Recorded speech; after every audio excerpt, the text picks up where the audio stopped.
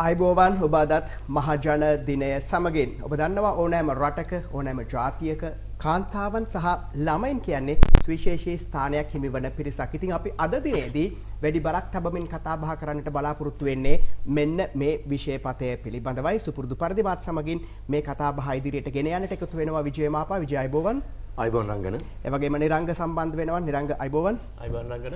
මේ කාන්තා සහ දරුවන් පිළිබඳව මේ විෂයපතය පිළිබඳව කතා බහට ලක් කරන්නට අපගේ ආරාධනයෙන් මැදිරියට පැමිණ තිබෙනවා. කාන්තා සහ ළමා කටයුතු නියෝජ්‍ය අමාත්‍ය වෛද්‍ය නාමල් සුදර්ශන මැතිතුමා අයිබෝන් කියලා ඔබතුමා පිළිගන්නවා.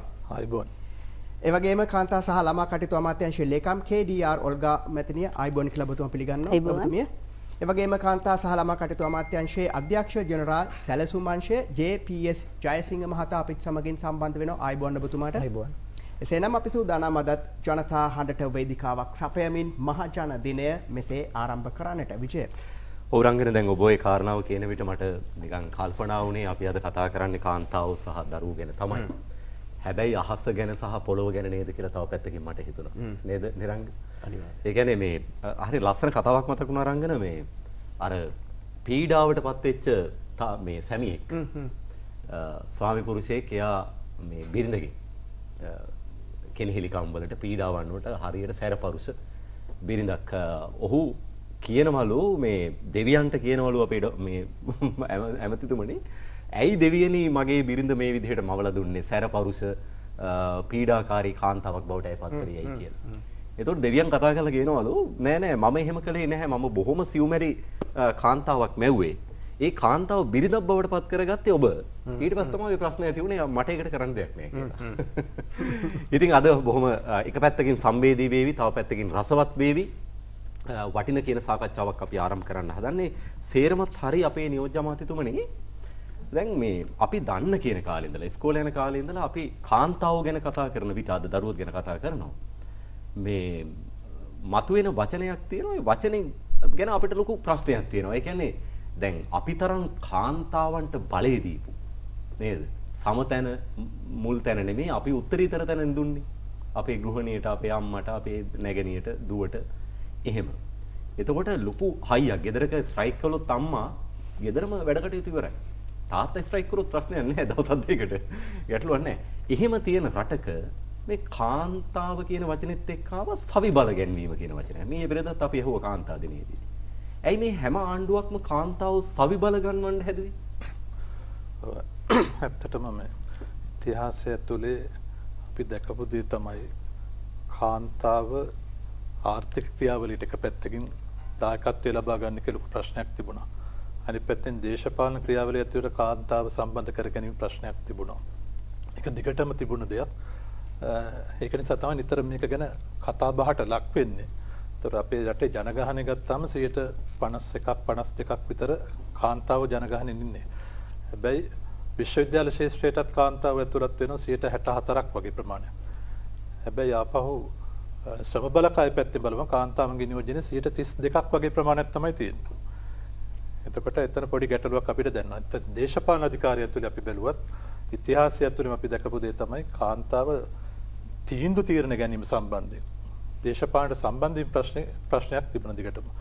දැන් 9 වෙනි පාර්ලිමේන්තුව ක්‍රියාත්මක වෙන්නේ. ඒතර 8 වෙනි පාර්ලිමේන්තුව ගත්තත් මෙතන 105ක වගේ ප්‍රතිශතයක් තමයි කාන්තාව දේශපාලනය ඇතුලේ පාර්ලිමේන්තුව ඇතුලේ නියෝජනය වෙලා තියෙන්නේ. 120කට ගන්න හැදුවා හරි ගියේ නැහැ. හරි ගියා. දැනට හැබැයි අපි 10ක ආසන්න තැනකට ඇවිල්ලා තියෙනවා. අපේ දැන් 10 වෙනි පාර්ලිමේන්තුව ක්‍රියාත්මක වෙන්නේ. 9 වෙනි සහ 8 වෙනි පාර්ලිමේන්තුව ගත්තත් 12ක් 13ක් වගේ ප්‍රමාණයක් තමයි කාන්තාව නියෝජනය කරේ පාර්ලිමේන්තුව ඇතුලේ. දැන් 22ක් වගේ ප්‍රමාණයට අපි ගොඩනගලා තියෙනවා අපේ ජාතික ජනබලවේගයේ ආණ්ඩුව ඇතුලේ. ඉතින් මම හිතන්නේ ඔය ගැටලු ටික දිගටම තිබුණා. කාන්තාව ජනගහනයෙන් වැඩි ප්‍රතිශතයක් හිටියත් ඒ කට්ටියගේ ශ්‍රම බලකායට ලැබෙන දායකත්වයේ ප්‍රශ්නයක් තිබුණා.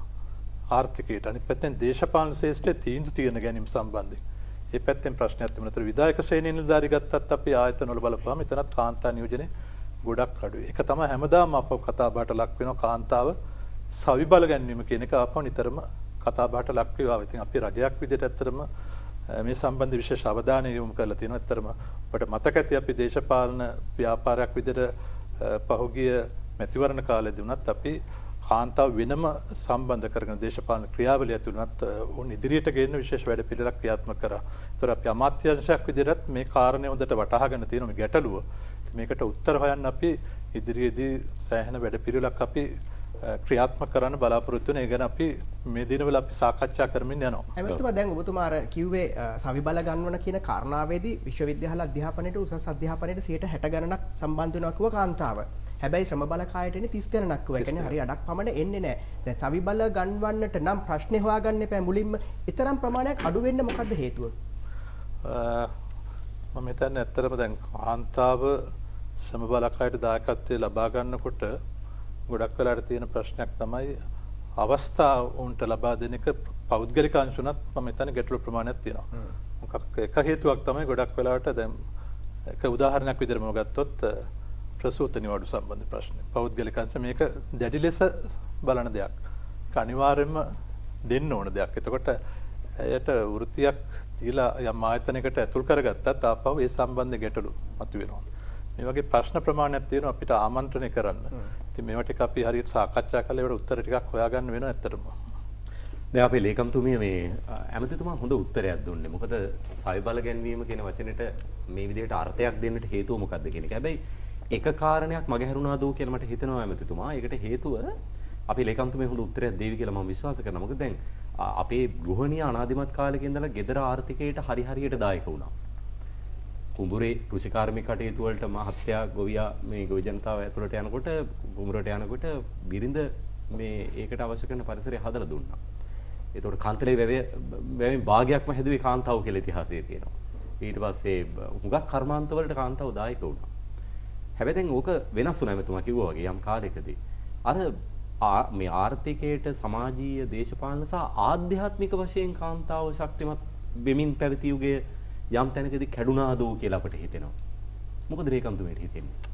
ඔව් ඇත්ත වශයෙන්ම ගත්තාම අපේ අනාදිමත් කාලයකදී අපේ කාන්තාවට අපි කලින් කියනවා ව්‍යාපාරපටුනේ ඉඳලා දකුණට එනකන් කාන්තාව ආරක්ෂිතව එන්න පුළුවන්කම තිබුණා කියලා. සූසැට බරණින් සැරසීලා.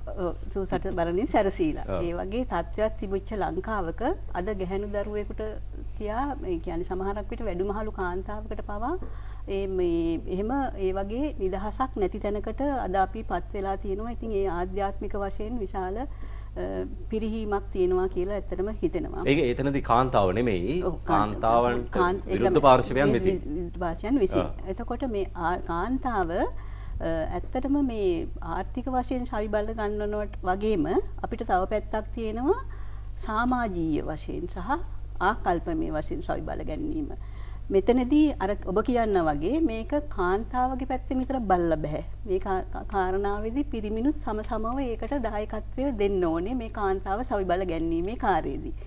එතකොට අපි මේක ගත්තාම මේ කාන්තාව ආර්ථික වශයෙන් සවිබල ගන්න අපි කියනවා අපේ අමාත්‍යතුමා කියපු විදිහට අපේ ජනගහනයෙන් 52% කාන්තාව නියෝජනය කරාට අපේ ශ්‍රම බලකායෙන් 31% වගේ තැනකට තමයි අපේ කාන්තාව ඉන්නේ කියන එක. එතෙන්දී හැබැයි අපිට මෙතනදී අමතක වෙන එක කාරණාවක් තියෙනවා. අපේ වැටුප් නොලබන සුරකුම් ශ්‍රමය කාන්තාව බොහොමයක් දිනක් නියෝජනය කරනවා. ඒක මිල කරන්න බෑ. ඒක මිල කරන්න බෑ. ගෙදර දරුවෝ බලා ගන්න එක, වැඩිහිටියෙක් බලා ගන්න එක, එහෙම නැත්නම් ආබාධිත පුද්ගලයෙක් බලා ගන්න එක. එතකොට ඇත්තටම අපේ මේ අලුත් ප්‍රතිපත්ති ප්‍රකාශයන් තුල පවා මේ වැටුප් නොලබන කාන්තාවන්ගේ සුරකුම් ශ්‍රමයේ බර අඩු කිරීම සම්බන්ධයෙන් විශේෂ වගකීමක් පැවරිලා තියෙනවා. ඒකට උත්තරයක් දෙන්න. ඉතින් ඒ වගේ අර දැන් අද වෙනකොට කාන්තාවර ඔබ කිව්වා වගේ ආධ්‍යාත්මික වශයෙන්ුත් ඒක කාන්තාව විතර නෙවෙයි සමස්තයක් වශයෙන් මුළු සමාජයේම වශයෙන් ගත්තාම එහෙම පිරිහීමකට ලක්වීම තුළ කාන්තාව විශේෂයෙන් සවිබල ගැනීමකට මේ ආර්ථික වශයෙන් සවිබල ගන්නවා වගේම සමාජීය වශයෙන් ඇයට ඒ ආර්ථික නිදහස වගේම සමාජීය නිදහස කියන එකත් අපි සුරක්ෂිත කරන්න ඕනේ කියන ලොකු වගකීම් සහිත තැනකට ඇවිල්ලා තියෙනවා. දැන් ලේකම්තුමිය මේ ඔය සම කියන වචනේ ඔබතුමියගේ කටින් එකපාර ගාවා. දැන් ඔය චෝදනාවකුත් තියෙනවා විදේශීය සංවිධාන මැදිහත් වෙලා ෆෙමිනිසම් ගැන කතා කරන මේ වගේ පිටින් ගෙනල්ලා ලංකාවට ඔබන්න හදන මොකද්ද 아무තු ආකල්පයක් ගැන. සම තැන දෙන්න ඕන කියලා සමහරු කියනකොට නිසි තැන දෙන්න ඕන කියලා තවත් කට්ටියක් කියනවා. දැන් මේකේ මොකක් හරි ප්‍රශ්නයක් තියෙන හින්දානේ මේ එන්නේ. එහෙම නැතුව ඔබතුමිය මවක් කාන්තාවක් විදියට මොකද්ද මේ සමතැනද දෙන්න ඕනේ, නිසිතැනද දෙන්න ඕනේ, මොකද්ද අමාත්‍යාංශයේ තැන ඔබ? ඇත්තටම මෙතන මේ ලොකු ඒකේ මේක නිර්වචනයේ යම් අපහැදිලි තැන් සමහරු හදාගෙන තියෙනවා. මෙතන සමතැන හෝ නිසිතැන කියන එක නෙමෙයි ඇත්තටම අපි අද කතා කරන්නේ ස්ත්‍රී පුරුෂ සමානාත්මතාවය කියන එක. ඒ කියන්නේ හැමෝටම ඒක පිරිමියා ගැහැණිය එහෙම නැත්නම් ගැහැණු දරුවා පිරිමි දරුවා කියන බෙදීමකින් තොරව සියලුම දෙනාට මේ සමාජයේ සාධාරණත්වය හා සමානාත්මතාවයේ තහවුරු වෙන සමාජයක් ගොඩනගෙන්න ඕනි කියන එක තමයි තියෙන්නේ. එතනදී මේ කාන්තාවට විශේෂයෙන් සමතැනක් නෙමෙයි ඇත්තටම අපි අද කතා කරන්නේ යම්කිසි අනාදිමත් කාලයක එහෙම තිබුණා. අපි මේ අද දැන් කතා කරන්නේ වර්තමානයේ ස්ත්‍රීයද පුරුෂයද කියන්නේ නැතුව අපි ඒකට කියන ජෙන්ඩර් ඉක්වලිටි කියලා. ස්ත්‍රී පුරුෂ සමානාත්මතාවය. හැමෝටම තමුන්ගේ ලිංගිකත්වය හෝ ස්ත්‍රී පුරුෂ සමාජභාවය කියන එකෙන් තොරව සියලු දෙනාටම සමානාකාරයෙන් සමානාත්මතාවය සාධාරණත්වය ඉටු වෙන්න ඕනි කියන එක තැන තමයි අද තියෙන්නේ. සමහර කියනවා ස්ත්‍රී කේන්ද්‍රීය පුරුෂ මූලික කියලා. විජය සමාවෙන්න දැන් ඔබතුමිය දැන් සඳහන් කරපු කාරණාත් එක්ක දැන් ලංකාව ඉන්නේ ඔබතුමිය හඳුනාගෙන තිබෙන ආකාරයට ඔන්න ඔය කාරණාවේදී මේ සමානාත්මතාව ස්ත්‍රී පුරුෂ කියන එකේදී ලෝකයේත් එක්ක සංසන්දනය කරද්දී කොයි වගේ තැනකද අපේ රට තාම ඉන්නේ? ලෝකයේත් එක්ක සංසන්දනය කරද්දී අතරම මට ඒක සංඛ්‍යාත්මකව නෙමෙයි නිකන් පැහැදිලි කිරීමක් වශයෙන් ඒක ගත්තොතින් තාමත් අපේ රටේ ස්ත්‍රිය කියන කාන්තාව කියන එක තුල යම් තැන්වලදී මේක වෙනස් කොට සැලකීම් බොහොමයක් තියෙනවා. වෙනස් කොට සැලකීම් තමයි අපි දැන් මේ වෙනස් කළ යුත්තේ. ඔව් වෙනස් කොට සැලකීම් බොහොමයක් තියෙනවා. ඉතින් අපි උත්සාහ කරන්නේ ඒ සියලු කාන්තාවන්ට එරෙහිව තියෙන සියලු වෙනස්කම් ඒක දුරු කරලා කාන්තාවටත් මේ සමාජයේ අර කියන සාධාරණත්වය හා සමානාත්මතාවය ඇති කරන්න ඕනේ කියන සමාජයක් විහි කරන්න ඕනේ කියන තැන. දැන් අද ලස්සන කතාවක් වෙනවා. මොකද මේ ශාස්ත්‍රඥයින් දෙපැත්තෙන් මේ අපේ නියෝජ්‍ය අමාත්‍යතුමා වුණත් වෛද්‍යවරයෙක් නේද? එතකොට ඔබතුමාත් එහෙමයි අධ්‍යක්ෂ ජෙනරාල්තුමා. මැදි වෙලා තමයි කාන්තාවක් ඉන්නේ. මේක හොඳ වැදගත් කතාවක් වෙනවා. මොකද අපි මේ කතා කරන්නේ ඔබේ ප්‍රශ්න. මහා ජනතාව වෙතට තරුණ මේ අපේ දරුවන් පිළිබඳව කාන්තාව පිළිබඳව තියෙන ගැටලු එක තමයි අපි ඉස්සරහට යන්නේ. දැන් අපේ අධ්‍යක්ෂ ජෙනරාල්තුමා මේ දෙපළම කියපු කාරණේ නියෝජ්‍ය අමාත්‍යතුමායි අපේ ලේකම්තුමියයි. දැන් ඉස්සර ඇමතුමා මේක ලස්සනට කිව්වා එක්තරා වෙලාවක. ඒ කියන්නේ මේ දැන් කොහරි ගමනක් යන්න හදනකොට දරුවෙක් අම්මා ළඟට ගිහිල්ලා අහනවා මෙහෙ යන්නද මම කියලා. අම්මා කියන්නේ තාත්තගෙන් අහන්න කියලා. තාත්තා ළඟට ගියාම කියනවා අම්මගෙන් අහන්න කියලා. ඒ කියන්නේ අර දෙන්නටම තැනක් තියෙන විත්‍ය දරුවන්ට පෙන්නුවා. දැන් ඒ නිසා තමයි අපි යෝජනා කළේ මේ අම්මට උත්තරීතර තැනක් තිබුණා සමාජය තුළ. බටහිර සමාජයේ සමතැන ඉල්ලනකොට අපි ඊට එහා තැනක් දීලා තිබුණා. ඒ තැනට මොකද වුනේ අපේ රටේ කාන්තාවගේ? මම හිතන්නේ හොඳ සම්දිස්ථානයකට ඔබතුමා ගෙනව මාතෘකාව. දැන් අපි එක පැත්තකින් බැලුවම ශ්‍රී ලාංකික සමාජය අපි කියනවා ගෙදර බුදුන් අම්මා කියලා. ඒකම අපි කතා කරනවා පීතෘමූලික සමාජයක් කියලා. ඒතර මෙතන තියෙනවා හැලහැප්පීමක්. උත්තරීතර අම්මා කියන ගමම්ම බලතල තියෙන්නේ පිරිමියාතේ. එතකොට මේකට හේතුව අපි දීර්ඝ කාලයක් තිස්සේ අපි සාම්ප්‍රදායික සමාජ ලංකාවේ විතරක් නෙවෙයි බොහෝ සමාජවල තත්ත්වය තමයි අර ජීවිද්‍යාත්මක ස්ත්‍රී පුරුෂ වශයෙන් තියෙන වෙනස්කම සමාජීය වශයෙන් වෙනස්කම් වලට වඩා හේතු කර ගන්නවා. ඒ අනුව තීරණ ගැනීමේ ක්‍රියාවලියේ අපි ආගමෙන් අපි යම්කිසි නැඹුරුවක් දැක්වට අම්මට සැලකිය යුතුයි කාන්තාවන්ට සැලකිය යුතුයි කියලා සමාජයේ ප්‍රායෝගික වශයෙන් තීරණ ගැනීමේ ක්‍රියාවලියේදී පිරිමියා තීරණ ගැනීමට පටන් වැඩිපුර. ඊළඟට සම්පත් අයිතිය ගත්තම පිරිමියා. හේතුව අර ජීවිද්‍යාත්මක තියෙන වෙනස්කම නිසා අපි නිතරම කතා කරන දරුවකටත් පිරිමියාට දෙන්නේ තුවක්කුවක් බයිසිකලයක් සෙල්ලම් බඩුවලදී පවා. ඊළඟට ගැහැණු දරුවට බෝනික් එකක් මහාන දෙයක් ඒ වගේ. එතකොට අපි මේ සමාජයේ තුල අපි දරුවා හදනවා අලුත් පෞරුෂත්වයක් හදනවා පිරිමි පෞරුෂත්වය පොඩ්ඩක් ආක්‍රමණශීලී හැඩි දැඩි විය යුතු එක පිළිගන්න. කොල්ලා බල්ලා වගේ කියනවා. මොකද ඔය කියන්නේ ඕන දෙයක් කරාට කමක් නැහැ. අපි සමාජය තුළම තියෙන හොඳ සමාජය තුළ මේවත් තියෙන මුල් බැහැගෙන. එතකොට මේ පිරිමි දරුවා ඕන දෙයක් කරන්න විනයක් නීතියකට ගරු කිරීමක් හෝ අනිත් සමාජයට ඇහුම්කන් දීමේ හැකියාව අඩුනවා. මේ පිරිමි පෞරුෂත්වයේ නිසා බොහෝ දුරට අපි වගේ රටවල් වල බිඳ වැටිලා තියෙන්නේ. උදාහරණයකට වැඩිපුරම සියදිවි නසා ගන්නේ පිරිමි. වැඩිපුරම අපරාධ කරන්නේ පිරිමි. ලෝකෙම වැඩිපුරම සිරගත වෙලා සිටින්නේ පිරිමි. වැඩිපුරම ඇක්සිඩන්ට් වෙන්නේ පිරිමි. ඊට අමතරව අපි වංචා දූෂණය ගත්තත් බොහෝ දුරට පිරිමි පාර්ශ්වය. එතකොට හැබැයි ඉතින් ඔය වගේ පිටිපස්සේ සමහර ලාවට හොයාගෙන යනකොට කාන්තාවක් ඉන්නවා. ඔව් ඒ රටේ කතාවක් තියෙනනේ මෙහෙම සෑම සාර්ථක මිනිහ පිටිපස්සෙම කාන්තාවක් ඉන්නවා කියලා පිළිගන්නේ. පිටිපස්සේ හින්දා වෙන්නත් පුළුවන්. අසාතික නොවෙන්නත් පුළුවන්. ඉතින් මේ තුල කොහොම හරි අද ලෝකෙම තත්ත්වය ගත්තම විශේෂයෙන්ම අපි වගේ රටවල් වල මේ කාන්තාවන්ට අර ජෙන්ඩර් ඉක්වලිටි ගැන කතා කරනවා මම කියන්නේ එතෙන්ද එන්නේ කාන්තාවකට මේ ජීවත් වීමට තමන්ගේ අනන්‍යතාවය රැක ගැනීමට නිදහසේ සිටීමට සහ ඉදිරියට යෑමට අවස්ථාව සීමා වෙලා තියෙනවා. මේක තමයි මේ ඉනික්වලිටි එක. පිරිමින්ට අවස්ථාව වැඩි කාන්තාවන්ට අවස්ථාව බොහෝ දුරට අඩු වෙලා. මුලදීම ගරු නියෝජ්‍ය මෙතුමා කිව්වා වගේ අපේ රටේ ශ්‍රම බලක කාන්තාව දැන් 51%ක් ඉන්නවා. උසස් අධ්‍යාපනය ගොඩක් ලැබලා තිනවා. ඒකට 31%කට යන්තම් වැඩියෙන් තමයි කාන්තාව ශ්‍රම බලකය ඉන්නේ. ඒකට එක ප්‍රධාන හේතුවක් තමයි අපේ සම්ප්‍රදායික සමාජවල කාන්තාව ගැන හිතන්නේ එයා දරුවෝ රැක බලා ගන්න ඕනි. වැඩිහිටියෝ රැක බලා ගන්න ඕනේ, කියන්න ඕනේ, සුද්ධ පවිත්‍ර කරන්න ඕනේ ඒවා. ඒතර විශේෂයෙන්ම ග්‍රාමීය ප්‍රදේශවල නාගරික ප්‍රදේශවලට වඩා අම්මා හිර වෙනවා ඒ වැඩවල. එතකොට එයාට සමහරවිට උසස් අධ්‍යාපනය ලැබලාවත් ඒ නිසා එයාට වෙන රැකියාවකට යෑම අවශ්‍යතාවය තිබුණත්. ඒ කියන්නේ විවාහෙන් පස්සේ. ඔව් බොහෝ දුරට. අවශ්‍යතාවය තිබුණත් එයාට යන්න වෙන්නේ නැහැ. ඒ නිසා තමයි වත්මන් රජු විශේෂයෙන්ම කියනවා අඩු ගානේ කිලෝමීටර් 2ක් ඇතුළතවත් හොඳ ඩේ කෑම දිවසුරුකු මධ්‍යස්ථාන තියෙන මේ දරුවෝ රැක බලා ගන්න. ඒ වගේම තියෙන දිවසුරුකු මධ්‍යස්ථාන පහසුකම් වැඩි කරන්න. ඒකට Tamanට විශ්වාසවන්ත දරුවෝ දාන්න ඕන. ඒකම ඒ විතරනේ ප්‍රයිවට් පෞද්ගලිකාංශයත් මේකට සම්බන්ධ කර මේ සේවා දෙන ආයතන බවට පත් කරන්න. වැඩිහිටි නිවාස ඒවත් සපයන්න පෞද්ගලිකාංශ ව්‍යාපාරයට. එතකොට අපිට පුළුවන් අර කාන්තා හිරවිල්ල ඉන්න තැනින් කොටුවිල ඉන්න තැනින් කොට ගන්න. අපි සන්තෝසයි කාන්තාව කියන්නේ මිනිස්සෙක්. ඒතර මිනිස්සුන්ට ස්ත්‍රී පුරුෂ භාවය අනුව වෙනස්කම් කිරීම යුතු නැහැ ශිෂ්ට සමාජයේ. ඒ නිසා දෙන්න ඊක්වල් මිනිස්සු යටිද. හියුමන් රයිට්ස් වල ඊක්වල් නේද සමානව තියෙන කාන්තාවන්ට වෙනම කියලා නෑ අඩුවෙන් පිරිමින්ට වැඩියෙන් කියලා. ඒ නිසා අපි ශිෂ්ට සමාජයක පිරිමින්ට විශේෂයෙන්ම උගන්වන තමන්ගේ දියණියට, තමන්ගේ සොයුරියට, තමන්ගේ බිරිඳට, තමන්ගේ අම්මට, ආත්තම්මා මේගොල්ලෝ මිනිස්සු අපි වගේ මේගොල්ලන්ට ජීවත් වීම ඇති දී යුතුයි. මේගොල්ලන් නිදහසේ ඉන්න තියෙන්න ඕනේ. මේගොල්ලන්ට ඉදිරියට යන්න අවස්ථාවක් තියෙනවා. ඒකට අවශ්‍ය ඉඩකඩ සලසන්න. ඒ ඉඩකඩ සපයන දැවතුමා සඳහන් කරපු හැටියට අධ්‍යක්ෂ ජනරාල්තුමනි ඒ කියන්නේ පිරිමියාව දැනුවත් කිරීමත් අතිශයින්ම වැදගත් කාරණාවක්. අතිශයින්ම වැදගත්. අතිශයින්ම වැදගත්. මොකද එයා අතින් තමයි බොහෝ දුරට මේ වැරදි මේ හිතාමතා වැරදි නෙමෙයි සමාජය තුල මේ මේ සමාජය තුලින් මේ නිර්මාණය වෙන්නේ. ආදර්ශමත් සමාජයක් තියෙනවද කියන ප්‍රශ්නයක් තියෙනවා. විශේෂයෙන්ම විවෘතාර්ථික ක්‍රියාවලියේ ආවට පස්සේ මේ තත්ත්වය තවදුරටත් වැඩි වෙනවා.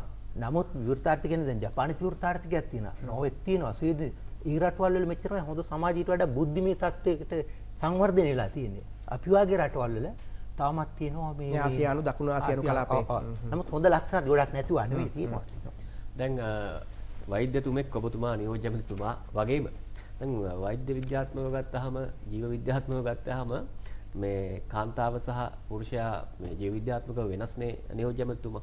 දැන් ඒත් එක්කම ඊට සමාන්තරව වගේ කතාවක් තියෙනවා මේ ශ්‍රමයට ගෙවන වැටුප අඩුවීමේ ප්‍රශ්න. එතකොට හැම රස්සාවම කරන්න පුළුවන්ද? කාය බල ශක්තියෙන් දෙදෙනා අතරේ වෙනස්කම් තියෙනවා. ඊට සාපේක්ෂව සමහර රස්සා කරන්න බෑ. එහෙම කියලා පැත්තක් තියෙනකොට දැන් අධ්‍යාපනයේ ඔබතුමා ඉස්සෙල්ලා කිව්ව විදිහට පිරිමි අය අභිබවා විශ්වවිද්‍යාල මට්ටම ගත්තත් උසස් පෙළ සමත් වීම ගත්තත් කාන්තාව ඉදිරියට ඇවිල්ලා තිනවා. දැන් මේ හැම සමානාත්මතාවය කියන එක කොහෙන්ද අපි ලියා ගන්න ඕනේ? දැන් අධ්‍යාපනයේ පැත්තෙන් ගත්තාම ඒ අයට තැනක් තියෙන නිසා අධ්‍යාපනයක එහෙම වටපිටාවට පිරිමින්ට වඩා අභිබවා ඇවිල්ලා තිනවා කියන්න පුළුවන්. දැන් අර විදිහේ රස්සාව ගත්තට පස්සේ ශ්‍රමයට ගෙවන පැයට ගෙවන ගාස්තුව අඩුයි. එතකොට හැම රස්සාවම කරන්න පුළුවන්ද කියන ප්‍රශ්න මේක කොහෙන්ද මේ රටක් රජයක් විදියට මේක ලියා ගන්න ඕන තැන කොහෙද නියෝජ්‍යමතුමා? මේක ඉතින් සංකීර්ණ ප්‍රශ්නයක් ඇත්තටම. ලියන්න ඉතින් කොහෙන්ද ලියා ගන්න කියලා හිතා ගන්න බැරි තැනකට මේක සංකීර්ණ තැනකට ඇවිල්ලා තියෙන්නේ. ඇත්තටම දැන් අපි අධ්‍යක්ෂතුමා කිව්වා වගේම අපි අර සම්ප්‍රදායිකව ආපු ප්‍රශ්න ටිකකුත් තියෙනවා.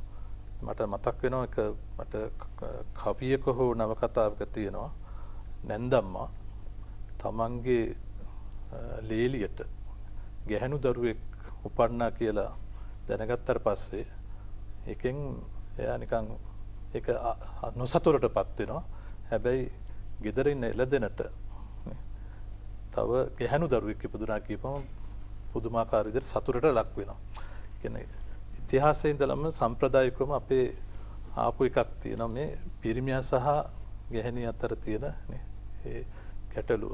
එතකොට ඔබතුමා මතු කරපු ප්‍රශ්නෙත් එක්ක ඇත්තටම ශ්‍රම බලකාය තුලේ වැටුප සම්බන්ධ ප්‍රශ්නය. ඒක ලොකු ප්‍රශ්නයක් බවට පත් වෙලා තියෙනවා. විධායක ශ්‍රේණියට යනකොට මේක ඇත්තටම ලොකු ප්‍රශ්නයක් බවට පත් වෙන්නේ නැහැ. විධායක ශ්‍රේණිය ඇතුලේ ඒක ගැහැණුද පිරිමිද කියන එකට අදාළ නැතුව ඒ වැටුප් තලයේ එක තැනක තියෙනවා. හැබැයි අපි පහළ ශ්‍රේෂ්ඨවට ආපුවාම අපි කියන්නේ ශ්‍රම බලකාය පහළ තැන්වල උදාහරණයක් විදිහට ගත්තොත් එහෙම අපේ ගාමන්ට් ෆීල්ඩ් එක වගේ තැනක ගත්තොත් නේ. ඒ වගේ තැනක ගත්තොත් මේකේ ලොකු වෙනසක් තියෙනවා. මොකද පිරිමියට ගෙවන වැටුප සහ ගැහැණු කෙනෙකුට ගෙවන වැටුප අතර ලොකු පරතරයක් ලොකු වෙනසක් තියෙනවා. ඒ කියන්නේ ලබා දෙන සේවය එකයි වැටුප් පරතරයක් තියෙනවා. ඒකට ගොඩක් වෙලාවට සමහරවිට අපි හිතුවොත් ඔය සාමාන්‍යයෙන් ගමේ ගොඩේ තැනකුණත් අපි මොකක් හරි ෂොප් එකකට කවුරු හරි රැකියාව සඳහා හොයනවා නම් ගොඩක් වෙලාවට හොයන්නේ ගැහැණු ළමෙක් කොහේ හරි ඉන්නවද කියලා තමයි. වැටුපකට ගන්න පුළුවන්. ඒකට වැටුප අඩුවෙන් දෙන්න පුළුවන්. දැන් වෙල්යායක එක දිගට ගොයන් කපාගෙන යනවා ගිනි අවුවේ දෙගොල්ලම. හැබැයි හවස වැටුප් වේතන ගෙවනකොට කාන්තාවට එක ගානක් පිරිමින්ට එක ගානක්. ඒතර වත්තු ශේෂ්ත්‍රය වගේ තැනක ගත්තත් ඔය වගේ ගොඩක් ශේෂ්ත්‍ර ඇතුලේ ගත්තාම මේ වෙනස ලොකුවටම තියෙනවා. ඉතින් මේක අපි වෙනස් කරන්න ඕන ඇත්තටම. සමහර තැන්වලදී අපි ඔබ කිව්වා වගේ අර තියෙන ශක්තියත් එක්ක බලපුවම ශ්‍රමය කොච්චර වැය කරන්න පුළුවන්ද කියන එකත් එක්ක බලපුවම සමාන වැටුප් තලයේ තියන්න බැරි අවස්ථාවල උනත් පැන නගින්න පුළුවන්.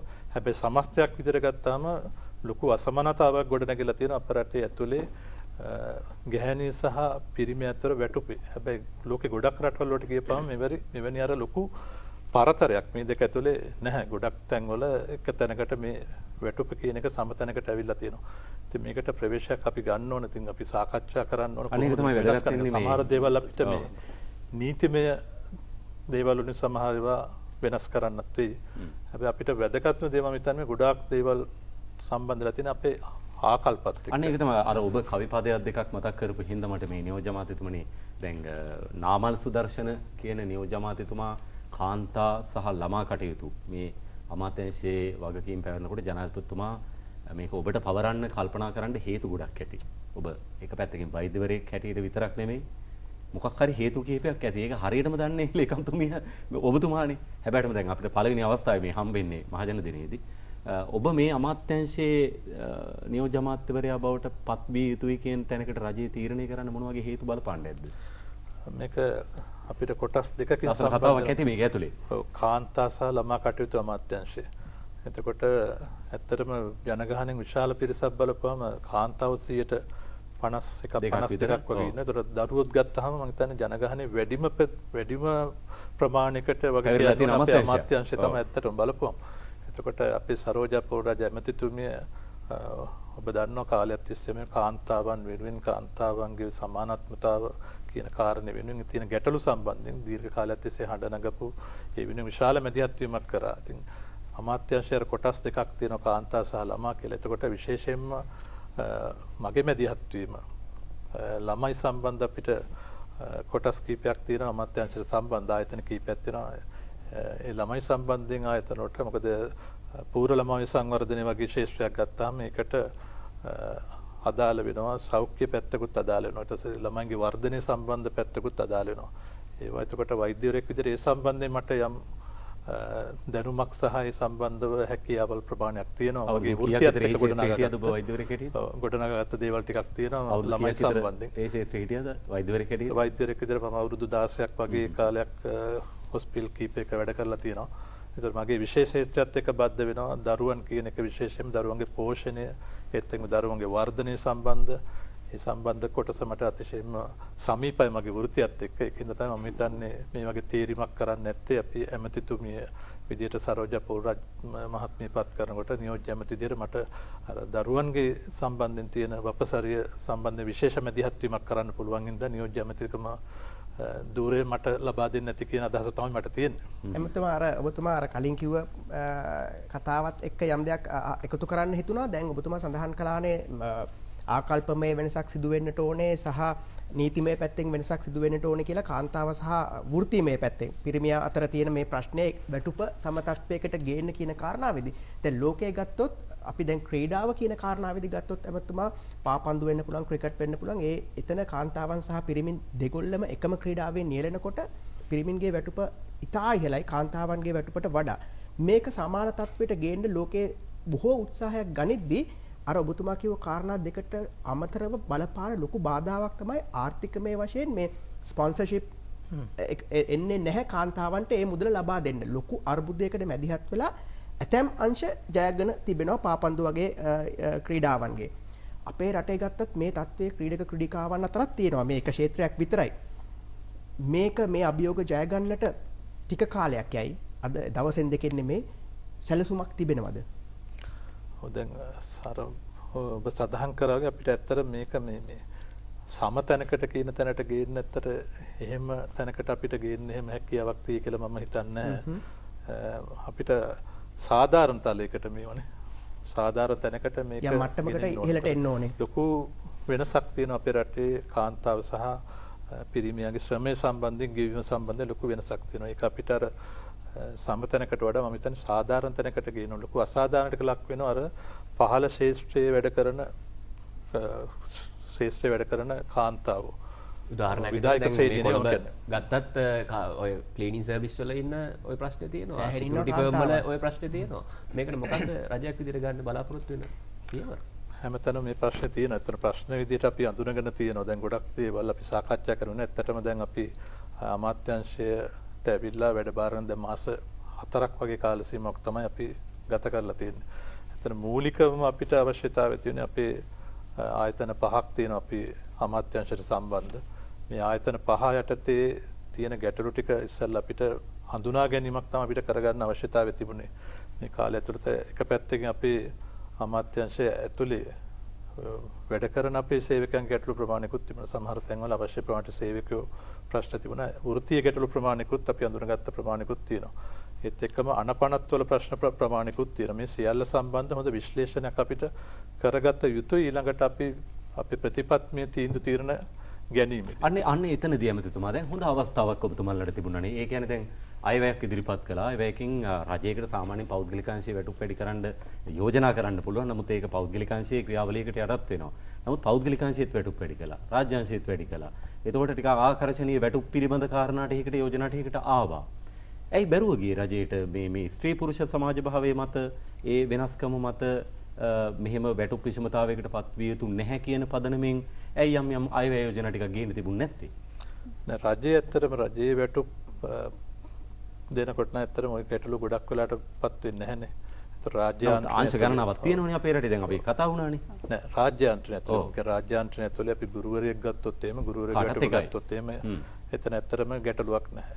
ඒතර වෛද්‍ය ශාස්ත්‍රය ගත්තත් ඒ වගේ තැනක ගත්තත් නර්ස් කෙනෙක් ගත්තත් නේ ඒ වගේ තැන්වලදී මේකේ ලොකු ප්‍රශ්නයක් නෑ. ඇත්තටම මේක ගොඩක්ම බලපාලා තියෙන අර පෞද්ගලික ශාස්ත්‍රය ඇතුළේ තමයි මේ වැටුප් වල ලොකු ප්‍රශ්නයක් තියෙන්නේ. ඒත් එකම වතු ශාස්ත්‍රෙත් මේ ප්‍රශ්නේ තියෙනවා. ඒතකොට අපිට ඇත්තට වැටුප් වැඩිම ඇතුළේ අපිට ඇත්තටම අවශ්‍යතාවය තිබුණේ කාලයක් තිස්සේම ගැටලු ප්‍රමාණයක් තිබුණා. අවුරුදු ගණනාවක් තිස්සේ මේ මූලික වැටුප වැඩි නොවීම ප්‍රශ්නයක් තිබුණා. 2016න් පස්සේ ඉඳලම මූලික වැටුප වැඩි වෙලා තිබුණේ. අර අපි කියන්නේ වැටුපට එල්ලනවා කියලා කියන්නේ මේ විදිහට එල්ලපු ප්‍රමාණයක් තමයි තිබුණේ. මොකද අවසානයේදී වැදගත්ම දේ තමයි මූලික වැටුප කියන එක. මොකද විශ්‍රාම යනකොට උනත් වැදගත් වෙන්නේ මූලික වැටුප. අපි මොකක් හරි ලෝන් එකක් ගන්න වගේ තැනකට සමාවෙන්න අපි වෙලාව බලලා නැවතත් සජීවී ලෙසින් සම්බන්ධ වෙමු.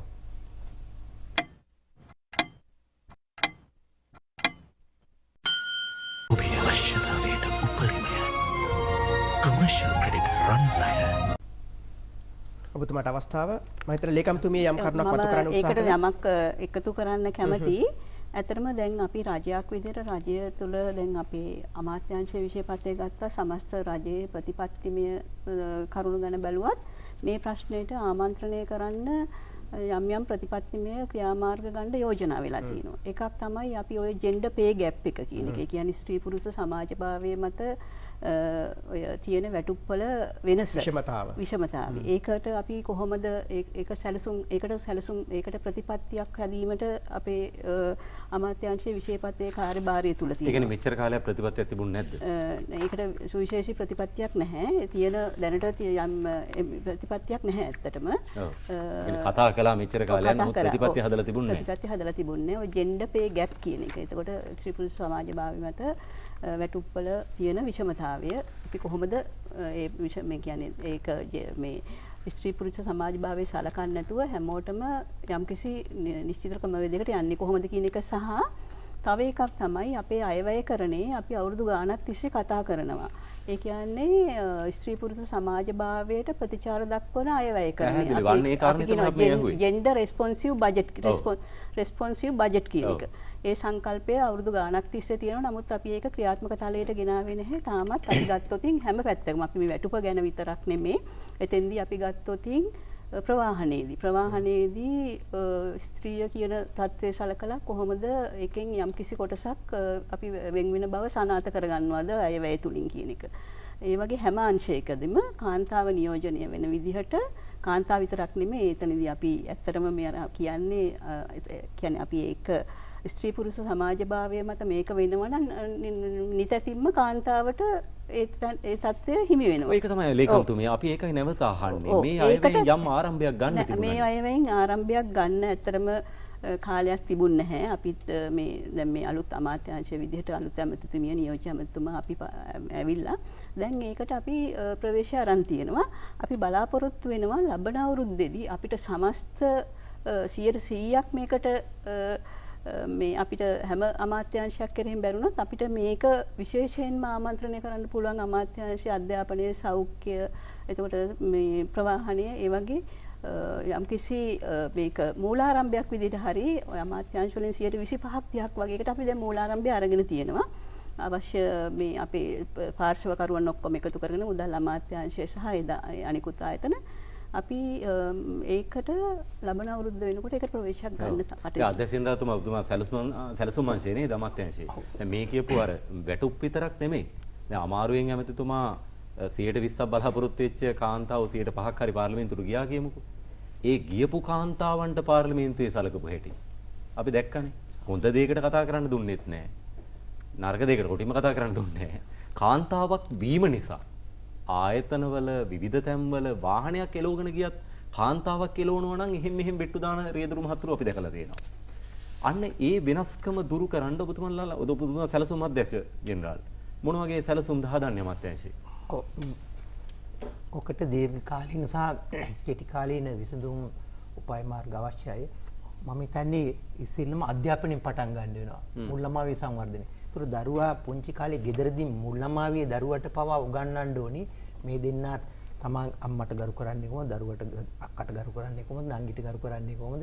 ඒ වගේම මේ දෙගොල්ල අතර වෙනසක් නැහැ. හොඳට සාමයෙන් සමගියෙන් සතුටින් මිදිලේ ඉන්න පුළුවන්. වගේම පෙරපාසල් අධ්‍යාපනයට ආපුවම පෙරපාසලේ සමහරට අපි දන්නවා පෙරපාසල් අධ්‍යාපනය තුළ අපේ රටේ අර ජෙන්ඩර් රෙස්පොන්ස් කියන්නේ ස්ත්‍රී පුරුෂ සමාජභාවී විශේෂතාවයන් සැලකිල්ලට ගන්න මේ පරස්පරතාවයේ අඩු කිරීම සඳහා හොඳ හැඩගැස්මක් නැහැ. විශේෂයෙන් මේ පෙළ පොත්වල කියන්නේ වගේ පොඩි පොඩි සමාජීය සමාජ මනෝ සමාජීය පුහුණු ඒවට අත්කම් වාගේ වැඩ තියෙන්නේ. උදාහරණයකට මම වෙලී කිව්වා වගේ පෙරපාසලෙත් ගිහින් බැලුවාම ගෑනු දරුවන්ට එක විදියකට සෙල්ලම් බඩු, පිරිමි දරුවන්ට එක විදියට. එතනම මේ අච්චුව හදනවා. ඊළඟට අපි විශේෂයෙන්ම අධ්‍යාපන පෙළපොත් මාලාවේ පවා භාෂාව ඊපස්සේ පින්තූර දැන් සමහරලා බොහෝ දුරට අපි පෙළපොතක ඉස්කෝලේ 4 5 හෝඩිය දෙකේ පොත් බැලුවාම ගෑනු දරුවට රතු පාට ඇඳුම් කමිසයක් හරි ගවුමක් හරි පිරිමියට නිල් පාට. එතකොට එතිනින්ම අපි හදනවා සමාජයේ පොඩි දරුවගේ කාලේ ඉඳලම පාටෙන් පවා මේ අගොල්ලෝ පාවිච්චි කරන භාණ්ඩ උපකරණ ඒගොල්ලෝ හැසිරෙන ආකාර වචන පවා මේ දෙගොල්ලක් නිර්මාණය කරනවා. ඒ නිසා පෙරපාසල් ගුරුවරු දැනුවත් කරන්න ඕනේ. ඒගොල්ලන්ගේ ආකල්ප සංවර්ධනයක් කරන්න ඕනේ. විශේෂයෙන්ම දෙමව්පියෝ ගෙදරින් අපේ සමාජයත් කරනවා. ඉපදෙලා ඉන්නේ ගෑනු දරුවෙක්ද පිරිමි දරුවෙක්ද කියලා බලගෙන රෝස පාට කොට්ටය, රෝස පාට වතුර බෝතලය, රෝස පාට ඇඳුම් ටිකක් එහෙමනේ ගෑනු දරුවට අරගෙන. අධ්‍යක්ෂතුමා ඒකේ තියෙන වරද මොකද්ද? දැන් ඒකනේ විවිධත්වය. ලෝකේ කොටස් දෙකයින් ප්‍රධාන වශයෙන් පිරිමි සහ කාන්තාව. ඒ විවිධත්වයට ගරු කරන්න ඉගැන්වීම කොහොමද මේකට වරදක් වෙන්නේ?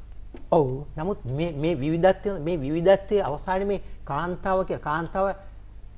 කාන්තාව රතු පාට වගේ මේ වදින්න ඕනි, කාන්තාව මෘදුයි, කාන්තාව සැහැල්ලුයි, කාන්තාව මේ කෙලින් තීරණ ගන්න බෑ, කාන්තාව ශක්තිමත් නැහැ, පිරිමියා කියන දේ අහන්න ඕනේ. ඒ தත්වෙට හිමීට යනවා. අර බියර් වලින් පටන් ගන්න ලොකු දේවල් වලට යනවා වගේ. ඒ නිසා තමයි හොඳයි වෙනස. ඉතින් පිරිමියා රතු පාට ඇඳගෙන කමක් නැහැ නේද? නරක නැහැනේ. ඉතින් විවිධත්වය එහෙම තිබුණා. පිරිමිත් අඳින්න පුළුවන්, කාන්තාවත් අඳින්න පුළුවන්. නිල් පාට පිරිමියා අඳින්නත් පුළුවන්, කාන්තාව. විවිධත්වයේ තුල අපි මේ එකට ඉන්න පුරුදු කරනවා නම් ගොඩාක් හොඳයි. නමුත් දැන් රෝස පාට පුංචි දරුවන්ට පිරිමි ළමයිට නිල් පාට ගාවට ලොකු වුණාට පස්සේ ඕක වෙනස් වෙනවනේ. නිකම්ම වෙනස් වෙනවා. දැන් මේ සමාජවල බොහෝ දුරට කියලා මේ තමයි හැදෙන්නේ. දැන් මම හිතන්නේ අපේ ඇඳුමින් අපේ භාෂාවෙන් පවා මේ වෙනසකට අපි ඉඩ දෙන්න හොඳ නැහැ. එතකොට තමයි අනික පවුල තුල අපි රට හදන්න කලින් අපි ඇත්තට ලොකු වෙනසක් මේ කාලේ කරලා තියෙනවා. ඔබතුමා කිව්වා වගේ අපේ දේශපාලන ඉතිහාසයේ ප්‍රථම වරට තමයි මේ පාර්ලිමේන්තුවේ 20 දෙනෙක් හරි අපිට දකින්න පුළුවන් වෙන්නේ. එතකොට එහෙම අවස්ථාවක දැන් මේ වර්තමාන රාජ්‍යයේ අග්‍රාමාත්‍යවරිය බිහි කරපු රට ජනාධිපතිවරියකුත් බිහි වුණා. නමුත් අපි 105කට වඩා අඩු තැනක හිටියේ. ඒගොල්ලන්ට පාර්ලිමේන්තුවේ මුණ දෙන්න තිබුණු තත්ත්වය. අපි පළාත් පාලන විධිදානයේ පනත වෙනස් කරලා අපේ දේශපාලන යෝජන 125ක් වැඩි කරාට ඔබතුමාලා දන්නවා ඇති. ඒ 125 වැඩි කරත් අර තිබුණු සීට් ගානේ නෙවෙයි සීට් වැඩි කරන්න ඕන 125. ඒ නිසා වැඩි කළා තමයි දුන්නේ. බොහොම අමාරුයි. ඉතින් මේ නිසා අපිට දේශපාලන කාන්තා නියෝජනය වැඩි කරන්න දැනුවත් කිරීමේ වැඩසටහන විශේෂම දේශපාලන පක්ෂය මම හිතන්නේ එක පක්ෂයක් විතර වර්තමාන රාජ්‍යයේ තියෙන පක්ෂය විතරයි බොහෝ දුරට කාන්තා නියෝජනය කාන්තා ශක්තිය දිහා බලලා තියෙන. අනිත් ගොඩාක් පක්ෂවල කාන්තා නියෝජනය බොහොම අල්පයි. ඉතින් ඒ නිසා මේ දේශපාලන අධිකාරිය අපි දැනුවත් කරන්න වෙනවා. හැබැයි දැන් අනිත් පැත්තෙන් අමතුමා එහෙම ලැබිච්ච කාන්තා වරම දේශපාලනයට එන්න කාන්තාවන් ලැබිච්ච වරම කීර්තිමත්ව පාවිච්චි කළා කියලා ඔබතුමාට හිතේ. පාවිච්චි කළාද කියලා ඔබතුමාට නිකන් එහෙම දෙයක් හිතෙනවද? පාවිච්චි කළාද කාන්තාව? ඉතිහාසය ඇතුළේ දැන් මේ මොහොතේ ඉතිහාසය පුරා. ඒ කියන්නේ සිරිමා බණ්ඩාරනායක මැතිණිය කියන්නේ අපි කතා කළා. ඊට පස්සේ කාන්තාවන් ලැබිච්ච අවස්ථාවෙන් හරියට ප්‍රයෝජනයක් ගත්තද? ඒකේ අපි දකින දේ තමයි ඉතිහාසය ඇතුලේ කාන්තාව දේශපාලන නියෝජනය කරේ පෞල් පසුබිමත් එක්ක. සමහරට තාත්තා දේශපාලනට ආපු ඉඳ දුව දේශපාලනට ආපු අවස්ථා තිබුණා.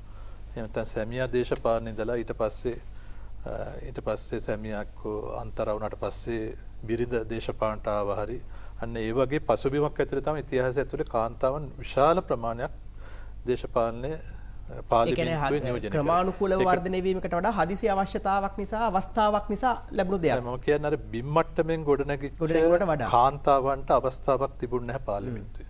ඕන තරම් උදාහරණ තියෙනවා. ඔය නම් ටිකක් අරන් බලන්නකො පහුගිය කාලේ පාර්ලිමේන්තුව ඇතුළේ නියෝජනය කරපු අය සියලුම දෙනාම පෞල් පසුබිම තුළ දේශපාලනය තාත්තා හරි නැත්නම් පවුලේ කවුරු හරි එක්ක සම්බන්ධ වෙලා ගොඩනැගිච්ච අය.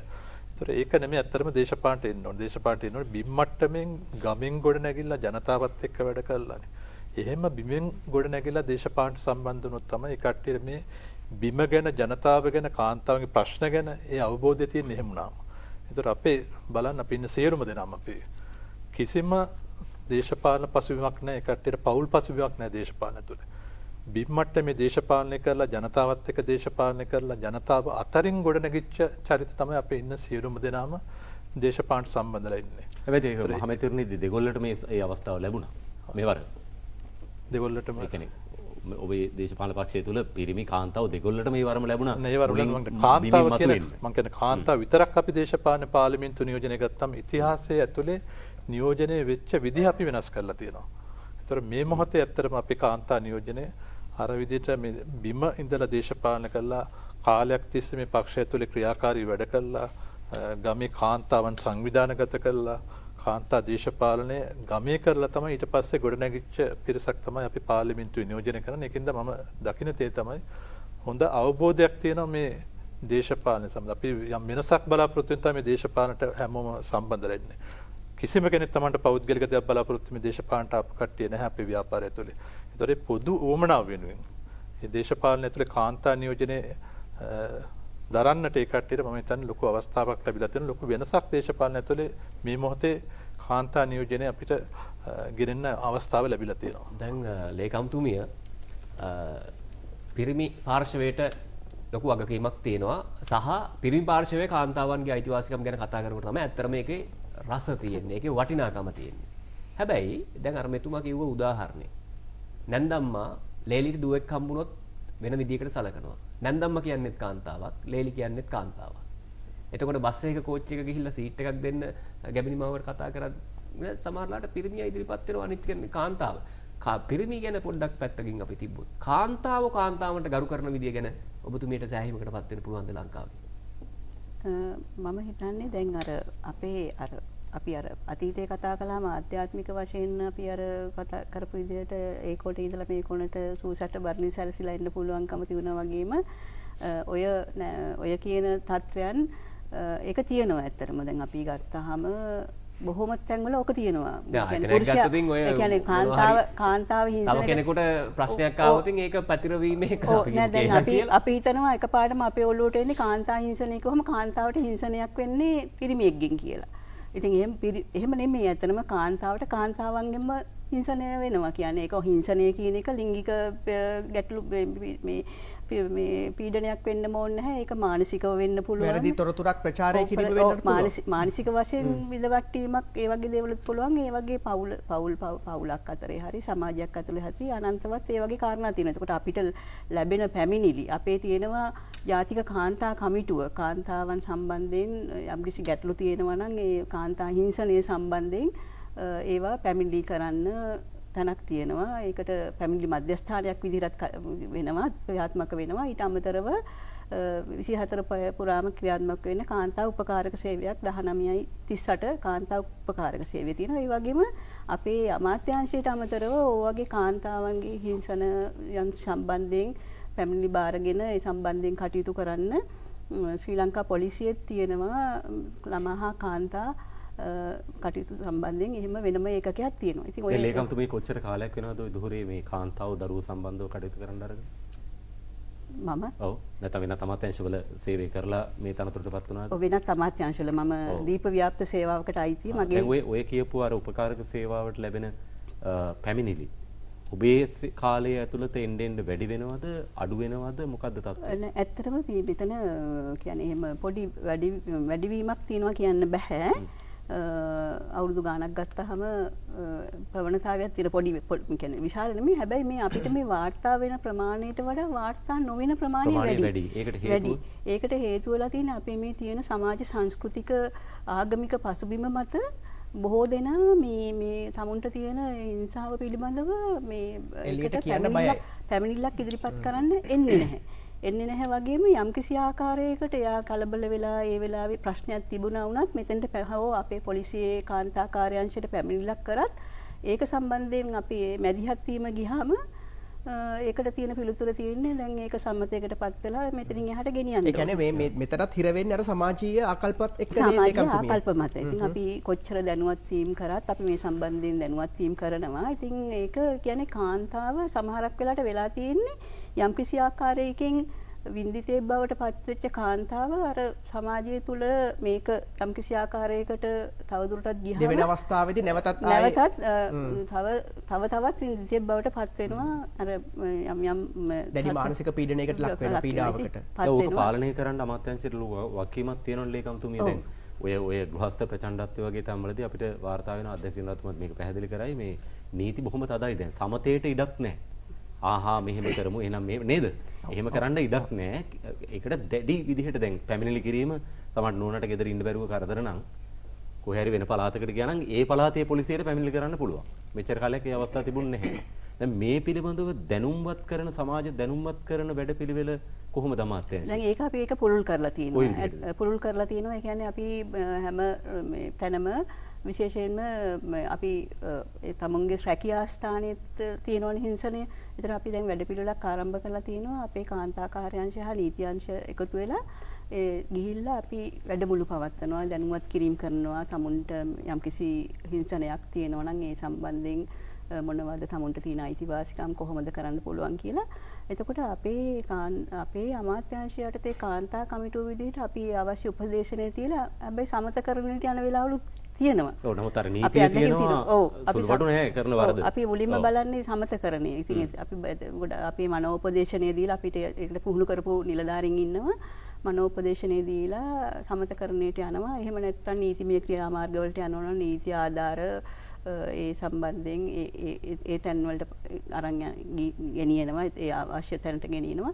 එහෙම නැත්නම් මේකට මුල කාන්තාවන් සමහරක් විට මේ පවුලේ ප්‍රශ්න තියෙන්නේ ඇය ආර්ථික වශයෙන් ශක්තිමත් නැති හින්දා. එහෙම දෙයක් අඳුරගත්තොත් අපි කරන්නේ ඒ කාන්තාවව යොමු කරනවා අපේ යටතේ තියෙනවා ශ්‍රී ලංකා කාන්තා කාර්යාංශය.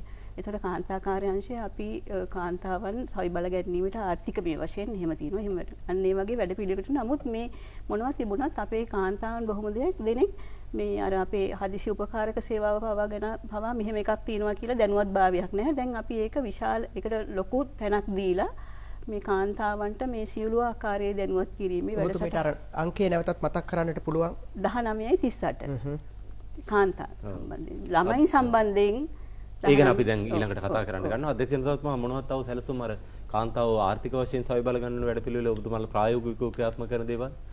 අනිවාර්යයෙන්ම ක්‍රියාත්මක කරන මොකද ලේකම්තුමිය අවසන් කරපු තැනින් මට පටන් ගන්න පුළුවන්.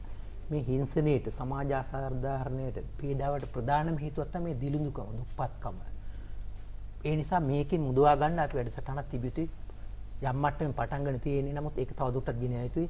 විශේෂයෙන්ම කාන්තාවන්ට අවශ්‍ය දැනුම අවශ්‍යයි අලුත් ව්‍යාපාරික ක්ෂේත්‍රයට ව්‍යවසායික ක්ෂේත්‍රයට යන්න. ඊට පස්සේ ඒගොල්ලන්ට පුහුණුව නව තාක්ෂණයේ මේ පැත්තෙන් පුහුණුව ඕනි. ඊළඟට ඒගොල්ලන්ට කර කියා ගන්න ව්‍යාපාරයක් ආරම්භ කරන්න හෝ වැඩි දියුණු කරගන්න ඒගොල්ලන්ට අරමුදල් සම්පාදනයේ ඕගොල්ලෝ දන්නවා ගොඩක් දුරට කාන්තාව මිලියන දෙකමාරකටත් වැඩි ප්‍රමාණයක් අවිධිමත් ක්ෂේත්‍රයේ ණය ගැනීම නිසා සීෘතාවයටපත් වෙලා තියෙන වාර්තා වෙනවා. එතකොට ඒගොල්ලෝ ඒ නිසා විධිමත් ක්‍රමවේදයක් කරා තමන්ගේ ව්‍යාපාර පටන් ගන්න. ඊට පස්සේ ව්‍යාපාර වැඩි දියුණු කරගන්න ණයනමි කෙලිම සානාධාර දීමේ වැඩසටහන් පටන් ගන්න. ඒක ඔබතුමයි මතකයේ හැටි නිකන් මතකයේ හිටින සංවේදී අත්දැකීමක් දෙකක් කියන්නකෝ. එහෙම පවුලකට උදව් කරපු අවස්ථා වුණ තරම් ඇති. එහෙම සංවේදී අවස්ථා මොන හරි තියෙනවද?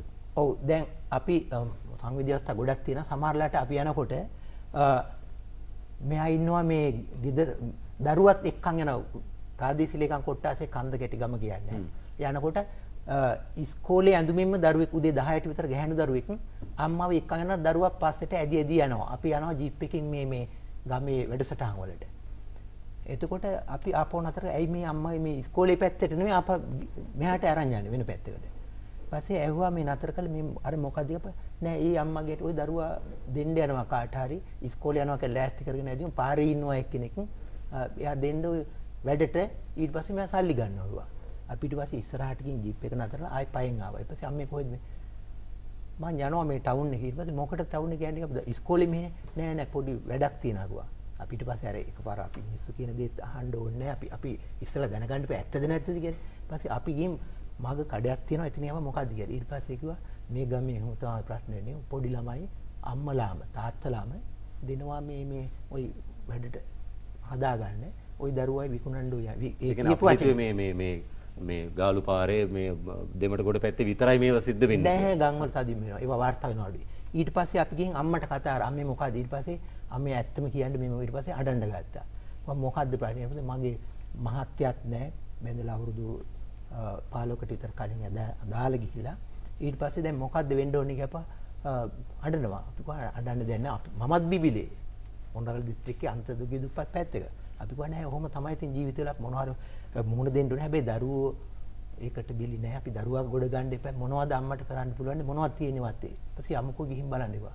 බලනකොට ඒවත් හොඳට ගම්මිස් වගා කරන්න පුළුවන්. හරි. ඊට පස්සේ අපි දැන් తాවකාලිකව ඔයාට සහනාධාර මුදලක් හම්බ වෙනවා. ඒක බද්දග්‍රාමී සංවර්ධන ව්‍යාපෘතියටදී. ඔයාගේ ගම්මිස් වගා කරන්න අපි පැලයි. ඉඩම සුද්ධ කරන්න ඒ සල්ලි මේවා දීලා ඔබට උදව් කර පුළුවන් මහත්වරුවා. මේ දරුවා අවුරුද්දක් තියාගන්න බැරි තව ගෙදරට ඊට පස්සේ ඔය පුඩුවන් කිව්වා.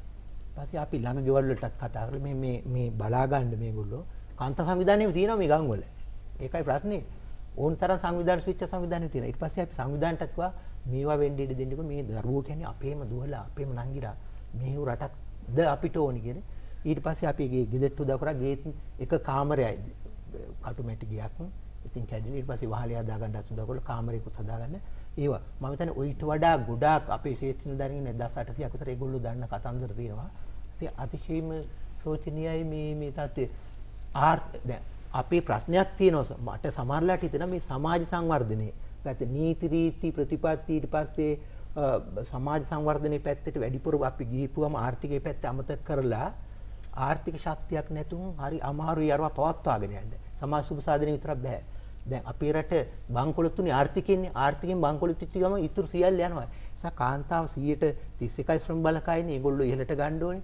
ඒතර අපි නැතිනම් පවුලක කාන්තාව දුර්වල එකනේ අර මේ අපිට පැරලයිස් වුණා වගේනේ එක් කකුලක් තියෙන මිනිස්සෙක් වගේනේ. දැන් මේ කකුල් දෙකම වැඩ කරන්න ඕනේ. කාන්තාවටත් ගෑනු දරුවටත් සමාජයේ ශක්තිමත් ඉදිරියට යන්න අවස්ථාව දෙන්න ඕනේ. ඒකට ඊළඟට කාන්තා නිෂ්පාදන වැඩි කිරීම විතරනේ ඒකට හොඳ වෙළඳ පොලක් හොයලා දෙන්න ඕනේ. අපි රජයේ මැදිහත් වෙලා ගන්න කියනෝනේ ඒගොල්ලෝ නිෂ්පාදන ගුණාත්මක බව වැඩි දියුණු කරලා වෙළඳ පොළ ගැන දැනුවත් කරලා විශේෂයෙන්ම මොබයිල් තාක්ෂණයේ IT තාක්ෂණය හරහා ඊ-මාකටිං පැත්තට යොමු කරන්න පුළුවන් හොඳ ළමයි ඉන්නවා මේ ඊළඟට සමහර අය තමන්ගේ ගෙදර ඉඳලා ව්‍යවසායක වැඩ කරන්න පුළුවන් ෆෝන් එකෙන් ගොඩක් ලක්ෂ ගණන් හොයන අය ඉන්නවා. ඒ තත්ත්වයකට අපි අනිවාර්යයෙන්ම ගෙන යති දැනට ගොඩක් වැඩසටහන් පටන්ගෙන යනවා. ළඟට කාන්තා සංවිධානය හොඳට සම්බන්ධීකරණයක් කරලා ජාත්‍යන්තරයට අරන් යන්න ඕනේ මේ කට්ටිය. හොඳයි. අපි මේ පිළිබඳව තවදුරටත් කතා බහට ලක් කරමු මහජන දිනයෙන් කෙටි විරාමයක් ලබාගෙන නැවතත් අපි සජීවී ලෙසින් සම්බන්ධ වෙමු. පනින්න මොනේද? අද ඔයාට සුබ ඊසාන. ඔය ජනේලෙන් එන්න. අද නම් 7:05 ට්‍රේන් එකේ යන්න පුළුවන්.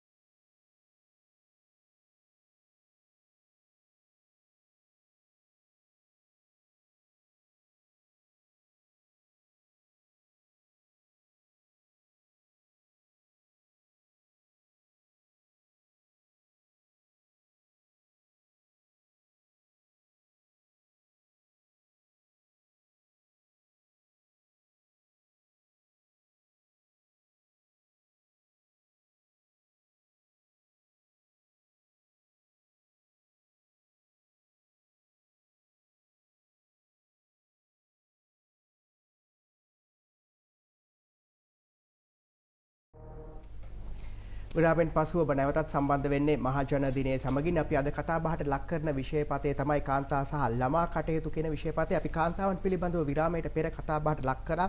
දරුවන් පිළිබඳව ළමයි පිළිබඳවත් කතා බහ කරන්නට ඕනේ. ඊට පෙර ඇමතුමා ඒ වගේම ලේකම්තුමියත් ඉන්න නිසා මේක ඔබ දෙපළටම පිළිතුරු සපයන්නට පුළුවන්. දැන් අපි දැක්කා අපි කාන්තාවන්ට වෙන අසාධාරණයන් පිළිබඳව විරාමයට පෙර බොහෝ කරුණු කතා බහට ලක් කරා. ලෝකයේ ගත්තොත් ඇමතුමා ලේකම්තුමිය අපි දැක්කා දැන් දින කිහිපයකට කලින් සුනිටා විලියම්ස් මම හිතන්නේ අභ්‍යවකාශයේ ඉඳලා මාස 9කට පස්සේ මහ පොළොවට රැගෙන ආවා. ලෝකයේ කාන්තාව ගත්තොත් අද මහ පොළොව ගුවන් අභ්‍යවකාශයත් ජයග්‍රහණය කරන මට්ටමට ඇවිල්ලා ඉන්නවා. ලංකාවේ කාන්තාව අපේ අනන්‍යතාව රැකගෙන කොයි මට්ටමකට ගෙන යන්නද සැලසුමක් කරලා තියෙන රජයක් වශයෙන්? ඇත්තටම අපේ අමාත්‍යාංශයට සම්බන්ධව අපේ අධ්‍යක්ෂතුමත් කතා කරා වෙනම තියෙනවා වුමන්ස් බියුරෝ කියලා කියන්නේ කාන්තා කාර්යාංශය කියන එක. ඒතර මේක ලොකු සංවිධාන ශක්තියක් තියෙන සංවිධාන ව්‍යුහයක් තියෙනවා. ජාතික තලයේ ඉඳලා ග්‍රාමීය වසම් මට්ටමටම යාන්ත්‍රණයක් තියෙනවා. එතකොට අපේ සියලුම ප්‍රාදේශීය ලේකම් කාර්යාලවලට සම්බන්ධව WDO කියලා වුමන්ස් ඩෙවලොප්මන්ට් ඔෆිසර් වනිතා සංවර්ධන නිලධාරී කියලා නිලධාරිනියකුත් ඉන්නවා. හැම ග්‍රාමීය වසමකටම එක්කෙනෙක් ගන්න ඉන්නවා. ඒ කියන්නේ ග්‍රාම නිලධාරී වසමක කවුද ඉන්නේ? ග්‍රාමීය වසමනේ මේ ප්‍රාදේශීය ලේකම් කාර්යාලයකට එක්කෙනෙක් ඉන්නවා. මේ උපාධිධාරී කට්ටිය සියලු දෙනාම හොඳ දැනුමක් තියෙන එම් පිරිසක් තමයි ඉන්නේ. ඒතකොට ඒ කට්ටිය මාර්ගයෙන් සියලුම ග්‍රාමීය වසම් වල ප්‍රාදේශීය ලේකම් කාර්යාලයට අදාළ සියලුම ග්‍රාමීය වසම් වල කාන්තා සංවිධාන ගොඩ නගන්න ඕන. එහෙම ගොඩ නගලක් තියෙන ගොඩක් තැන්වල සමහර තැන්වල 14ක් මගහැරිච්ච තැන් ඇති. ඒ අතරතුරත් සමහර තැන් තියෙනවා මේ කාන්තා කමිටු ගොඩනගපුවා කාන්තා සංවිධාන තාම හොඳ මට්ටමින් ක්‍රියාත්මක වෙනවා. කාන්තා ව්‍යවසායකත්වයේ දියුණු කරලා ඊට පස්සේ ව්‍යාපාර ගොඩනගලා සමහර තැන්වල මේ කාන්තා සංවිධාන හරහා බැංකු පවා තියෙන තැන් තියෙනවා. මම නියෝජනය කරන කුරුණෑගල දිස්ත්‍රික්ක හිරියාලාසනේ ඉබ්බගමුව ප්‍රාදේශීය ලේකම් කාර්යාලයට අදාළව තියෙනවා බැංකු පද්ධතියකට ගොඩනගලා තියෙනවා. මම හිතන්නේ කෝටියකට වඩා වැඩි මුදලක් මේ තියෙනවා මේ බැංකුවේ ගිණුම්ගත කරලා ඒව හරහා චක්‍රීය ණය පවා දෙනවා. ඒ තැනට ගොඩනගලා තියෙනවා. මම හිතන්නේ අපි අර සංවිධාන යන්ත්‍රණයක් අපිට හොඳට තියෙනවා. අපි අමාත්‍යාංශ යටතේ ගොඩනගිනු ජාතික තලයේ ඉඳලා අපි බිම් මට්ටම දක්වාම අපිට අවශ්‍ය වෙන්නේ මෙන්න මේ සංවිධාන ව්‍යුහය තව ටිකක් ශක්තිමත් කරලා අපි අමාත්‍යාංශ පැත්තෙනුත් තව ප්‍රතිපාදන ප්‍රමාණයක් දීලා ඒත් එක්කම අපිට උදව් කරන විශාල පිරිසක් ඉන්නවා. විදේශීය වශයෙන් අපිට උදව් කරන ආයතන ප්‍රමාණයක් තියෙනවා. දේශීය වශයෙන් උත් මේ කාන්තාවන් ව්‍යවසායකත්වය වර්ධනය කරන්න උදව් කරන විශාල ආයතන ප්‍රමාණයක් මේ සියල්ල එකතු කරගෙන කාන්තාවන් සවිබල ගැනීමට බිම් මට්ටමේ කාන්තාව සවිබල ගැනීම ඒත් එක්කම අර කිව්වගේ ඒ කට්ටියගේ නිෂ්පාදන වලට හොඳ වෙළඳපොළක් හොයලා දෙන එක. අන්න එතනම තුමා දැන් ඔය බලාගෙන ඉන්න කාන්තාවගේ අනේ නියෝජ්‍ය ඇමතුමා ඔහොම කිව්වට අපි එකතු වෙලා ණය එකතු කරලා ඊට පස්සේ සල්ලි එකතු කරලා අපි යම් යම් නිෂ්පාදන කරනවා. ඕවා ටික විකුණ ගන්න ගියාමනේ තියෙන මහන්සිය කරදර අපි නෙදන්නේ කියලා. මේක මේ අමාත්‍යාංශයට විතරක් කරන්න පුළුවන් දෙයක් නෙමෙයි ඇමතිතුමා. මේක තව තව අමාත්‍යාංශ ගණනාවක සහාය ගන්නට ඕන. ඔබට දැනෙන විදිහට මේ අමාත්‍යාංශ වලින් සහාය ලැබෙනවද? ලැබෙනවා අනිවාර්යයෙන්ම. ඒක තමයි විශේෂත්වය අපේ රජය ඇතුළේ තියෙන. අපි මධ්‍යගත වෙන්නේ අපි ප්‍රතිපත්තියට. පොහොසත් රටක් ලස්සන ජීවිතයක් කියන ප්‍රතිපත්ති මාලාවට අමාත්‍යාංශ සියල්ල මධ්‍යගතයි. අපි අවසාන බලාපොරොත්තු වන්නේ කියන රට ගොඩනගන එක. එතකොට වෙනදා තිබුණු ප්‍රශ්න තමයි මේ අමාත්‍යාංශ අතරත් ගැටුම් තිබුණා. ඊට පස්සේ ඇමතිලා නියෝජ්‍ය ඇමතිලා අතරත් ප්‍රශ්න තිබුණා. ඇමති වෙන පාර කරනවා නියෝජ්‍ය ඇමති වෙන පාර කරනවා. එවැනි ගැටුම් ප්‍රමාණයක් තුන. හැබැයි අපි සියලු දෙනාම රජයක් විදිහට ක්‍රියාත්මක කරන්නේ අර පොදු වැඩපිළිවෙලක් ක්‍රියාත්මක කරන. ඒකට උදාහරණයක් විදිහට අපි අමාත්‍යාංශ ගත්තොත් අපිට කර්මාන්ත අමාත්‍යාංශෙත් එක්ක සම්බන්ධ වෙන්න පුළුවන්. කිසි ගැටලුවක් නැතුව සම්බන්ධලා කාන්තාවන් සම්බන්ධන කර්මාන්ත ප්‍රමාණයක් අපිට ස්ථාපිත කරනවා. ඒකට අපිට වැඩ පිළිවෙලක් සකස් කරමින් ඉන්න. ඊට පස්සේ කෘෂිකර්ම අමාත්‍යාංශයත් එක්ක අපිට සම්බන්ධ වෙන්න පුළුවන්. කෘෂිකර්මාන්තයට සම්බන්ධ ඕන තරම් කාන්තාවෝ ඉන්නවා. අපි දැන් කුරුණෑගලින් එහාට ගිහපුවම අනුරාධපුර පොළොන්නරුව මේ පැතිරට ගිහපුවම කෘෂිකර්මාන්තයට සම්බන්ධ කාන්තාවෝ ඉන්නවා. ඒතර කෘෂිකර්ම අමාත්‍යාංශ සහ අපි කාන්තා කටයුතු අමාත්‍යාංශයෙන් බද්ධ වෙලා ව්‍යාපෘති ප්‍රමාණයක් ගොඩනගන්න පුළුවන්. අර කර්මාන්ත අමාත්‍යාංශයත් එක්කත් එකතු වෙලා වැඩ පිළිවෙල සකස් කරන්න පුළුවන්. මේ සම්බන්ධ දැනටත් අපි සාකච්ඡාවක් කරමින් මේ විදිහට අර සියලුම අපනයන කටයුතු. ඔව් ඒ සම්බන්ධනොත් අපිට පුළුවන්. අපනයන සම්බන්ධයෙන් අත්‍තරම කර්මාන්ත අමාත්‍යාංශයේ කොටසක් තියෙනවානේ. අපි සුනිල් අඳුනෙත්ති ඇමතිතුමාට සම්බන්ධව අපනයන සම්බන්ධයෙන් කොටසක් එතුමාගේ අමාත්‍යාංශයට තමයි ක්‍රියාත්මක වෙන්නේ. ඒතකොට ඒ සම්බන්ධයෙන් අපිට උදව් ගන්න පුළුවන්. ඒත් එක්ක අපි මේකේ මූලික පියවරක් විදිහට කාන්තා දිනය අපි සැමරු 8 වෙනිදා ඒත් එක්කම අපි සතියක් නම් කරලා ඉවලා කාන්තා සතියක් නම් කරලා කොළඹ විහාරමාදේවී උද්‍යානයේදී අපේ රටේ විවිධ පළාත්වල ඉන්න විවිධ කර්මාන්තවල නියලිච්ච කාන්තාවගේ නිෂ්පාදන එතන ගෙනල්ලා අපි පොලක් පවත්වන්න අපි මූලික පියවර විදිහට කටයුතු කරා. මම කියන්නේ එක දවසෙන් මේක කරන්න පුළුවන් කියලා. අපිට ඒකට වැඩපිළිවෙලක් අනිවාර්යයෙන් සකස් කරන්න පුළුවන්. අපි අර අමාත්‍යාංශ ටික එකතු වෙලා තමයි ඇත්තටම මේ වැඩපිළිවෙල ක්‍රියාත්මක කරන්නේ. එතකොට බෙදීමක් නැහැ අපේ අතර පොදු ප්‍රතිපත්තියක් වෙනුවෙන් රටේ ආර්ථිකය ගොඩනගන්න නිෂ්පාදන ආර්ථිකය ඉදිරියට ගෙනියන්න තමයි සියලු දෙනාම එකතු වෙලා මධ්‍යගත භාවයක් ඇතුව තමයි අපි අමාත්‍යාංශ ටික ක්‍රියාත්මක වෙන්නේ. ඉදිරියේදී වෙන වැඩපිළිවෙල අපි ක්‍රියාත්මක කරන අනිවාර්යයෙන්ම ඒකට අපි සැලසුම් තියෙනවා. දැන් ලේකම්තුමිය මේ අපි දැක්ක පහුගිය කාලේ අර මම හිතන්නේ මිද්දෙනිය ප්‍රදේශයේ ඔබතුමීට මම අර ඔබතුමා කිව්වනේ මේ ගරු නියෝජ්‍ය අමාත්‍යතුමාටත් මටත් දෙන්නටම මේකට අවස්ථාවක් දෙන්න පුළුවන් කියලා. මම මෙතෙන්දි කියන්න කැමතියි ඇත්තටම දැන් අපි ලෝකයේ දිහා බැලුවාම අපේ කාන්තාව ගත්තහම සාක්ෂරතාවය අතුනුත් විශේෂයෙන්ම මේ ආසියාව ගත්තහම ඉහළ තැනක ඉන්නවා. ඒ වගේම උසස් අධ්‍යාපනය අර ඇය කාන්තාවක් වීම නිසා වෙනස් කොට සැලකීම කියන තැන ගත්තාම දැන් අපි දන්නවා අපිට වාර්තා වෙනවා අපේ ශ්‍රී ලාංකික සම්භාවයක් තියෙන අපේ ලංකාවේ ඉපදිලා වෙන රටවල් වලට ගිය අපේ ගෑනු කාන්තාවෝ ගෑනු දරුවෝ ඉතා සුවිශේෂී දක්ෂතා පෙන්නනවා විවිධ ක්ෂේත්‍රවල. ඒ ඉතා සුවිශේෂී කියන්නේ ඔටෝමොබයිල් ඉන්ඩස්ට්‍රි එකේද කියන්නේ ගුවන් යානා නියමු වගේ ඒ වගේ විශේෂ ක්ෂේත්‍රවල අපිට දැනගන්න හම්බ වෙනවා. ඒ කියන්නේ උන්ට ඒ අවස්ථා තියෙනවා. නමුත් අපේ රටේ ගත්තාම යම්කිසි ආකාරයක ඒවට යම් තාමත් සීමාවන් තියෙනවා. නමුත් අපි විශේෂයෙන් කියන්න ඕනේ මේ කාන්තාව කියලා ගත්තාම මේ අපේ අමාත්‍යාංශය විතරක් නෙමෙයි මේකට කටයුතු කරන්නේ. මේකදී අපිට මොකද අපි අපේ අමාත්‍යාංශය කටයුතු කරනකොට අපි වෙලාවට ගොඩක් වෙලාවට වෙන්නේ අපි ප්‍රතිපත්ති හදනවා යම් කාරණා සම්බන්ධයෙන්. ඒවට අපි කියන්නේ මේ බහු ආංශික ප්‍රතිපත්ති කියලා මල්ටි සෙක්ටෝරල් පොලිසිස් කියලා. කියන්නේ ඒකට අපිට සම්බන්ධ කරගෙන යන අධ්‍යාපනය, සෞඛ්‍ය, ප්‍රවාහනය, ජනමාධ්‍ය ඒ වගේ අපිට අපි මූලික වඳුනාගත්ත රේකී අමාත්‍යාංශ 13ක් එක්ක එකතු වෙලා තමයි. එතකොට දැන් මේක ගත්තාම අපි මේවා කතා කරලා අපේ වගේ තියෙනවා කමිටු රැස් වෙනවා, ජාතික මට්ටමේ කමිටු තියෙනවා. එතකොට ගත්තාම උදාහරණයක් විදිහට ගත්තොත් අපි යම් සාධනීය තැනකට දැන් ගමන් කරමින් ඉන්නවා. ඒ කාන්තාවට තමුන්ගේ දක්ෂතාවය මත, කුසලතාවය මත ඒ අවස්ථාව ලබා දෙන්න. උදාහරණයක් විදිහට ගත්තොත් දැන් අපේ තාක්ෂණ විෂය ධාරාව අධ්‍යාපනයේ ගත්තාම උසස් පෙළ තාක්ෂණ විෂය ධාරාව ගත්තාම මුල් අවධියේදී ඒක පිරිමි ළමයින්ට විතරක් සීමා වෙන තැනක තිබුණේ. නමුත් ක්‍රමානුකූලව අපේ ගෑනු දරුවන්ටත් ඒකේ සහභාගීත්වය දීලා වර්ෂ 3කදී විතර ගෑනු දරුවන්ගේ සහභාගීත්වය 37ක් වගේ තැනකට ගේන්න පුළුවන් වෙලා තිනවා. ඒ කියන්නේ ඒවා ඊට පස්සේ නවෝත්පාදන සම්බන්ධයෙන් පාසල් දරුවන්ට විශේෂයෙන් ගෑනු දරුවන්ට ඒ සම්බන්ධයෙන් ඒ පාසල් අධ්‍යාපනයේ අතරමඟ නවතින ගෑනු දරුවන්ට වෘත්ති අධ්‍යාපනයක් දෙන්නත් ඒ වෘත්ති අධ්‍යාපනය. එතකොට දැන් අර ඔටෝමොබයිල් කියන දැන් අපි වෘත්ති අධ්‍යාපනයේ කලින් ඒක සීමා වෙලා තිබුණේ පිරිමි ළමයින්ට විතරයි. නමුත් දැන් මේ අවස්ථාව දැන් විවර වෙලා තියෙනවා. ගෑනු දරුවන්ටත් ඒ වෘත්තීය පාඨමාලා හදාරන්න පුළුවන්. ඒ වගේම දේශපාලනය වගේම තීරණ ගැනීමේ ක්‍රියාවලියේදී කාන්තා සහභාගීත්වය වැඩි කර ගැනීමට අපි මේ බහුආංශීය වශයෙන් ඒ අපි හදලා තියෙන ප්‍රතිපත්ති තුල ප්‍රමුඛතාවය දීලා තිනවා කාන්තාවගේ සුවිශේෂී දක්ෂතාවය තුල තවදුරටත් ඇය ඉදිරියට. හරි නිරංග ප්‍රශ්නයක් අහන්න හැදුවා. ඊට ඉස්සර වෙලා ඔබතුමිය මේ දැන් ජාතියේ මේ කාන්තාව සම්පතක්නේ, දරුවෝ අපිට සම්පතක්නේ. ඒ සම්පත දෑත දරාගෙන ඉන්න අමාත්‍යාංශයේ ලේකම්තුමිය ඔබතුමිය. මවක් කාන්තාවක් හැටියට. ඒ නිසා මම මේ අහන්නේ. මේ රංගන කිව්වා වගේ ලෝකේ යන්න පුළුවන් ඉහළම තැන් වලට කාන්තාව යනවා. අභ්‍යවකාශයටද යුද පෙරමුණු වල ඉදිරියට කාන්තාව. මහා කර්මාන්ත ශාලාවල උස් ගොඩනැගිලිවල කාන්තාව. පොළොව මුහුද යට කාන්තාව. හැම තැනකම. හැබැයි එහෙම ඉන්න කාන්තාව ගෑනුකම කියලා කියන්නේ අපේ රටේ පෙරදිග සමාජයේ සංස්කෘතියේ ලක්ෂණයන්නේ. අන්න ඒක රැකගන්න ඒ අතරතුර සූදානම්ද කියන ප්‍රශ්නය. අද වලලු දාපු අත්වලට දුම්මැටි ගැවසෙන පාටක් අපිට පේනවා. බීර වීදුරු ගැවසෙන පාටක් පේනවා. ගොම්මන් වෙලාවේ ගෙදරින් එළියට බහැපු නැති ගෑනු ළමයි රෑ දෙගොඩ හරිය Facebook සාදවලද ඉන්නවා. පිරිමින්ටත් කරන්න බැරි නරක වැඩ සමහරවිට පත් කරන තැනකට රටේ තරුණියෝ පත් වෙමින් තියෙනවද මේ සමාජය කියලා හිතෙනවා. ඔබේ නිරීක්ෂණය මොකක්ද ලේකම්තුමනි? ඇත්තටම අපි එහෙම තත්ත්වයක් පේන්න තියෙනවා. ඇත්තටම දැන් මේ රජයේ මේ වර්තමාන වැඩපිළිවෙල තුල ප්‍රමුඛතාවය දුන්න කාරණා තුනක් තියෙනවා.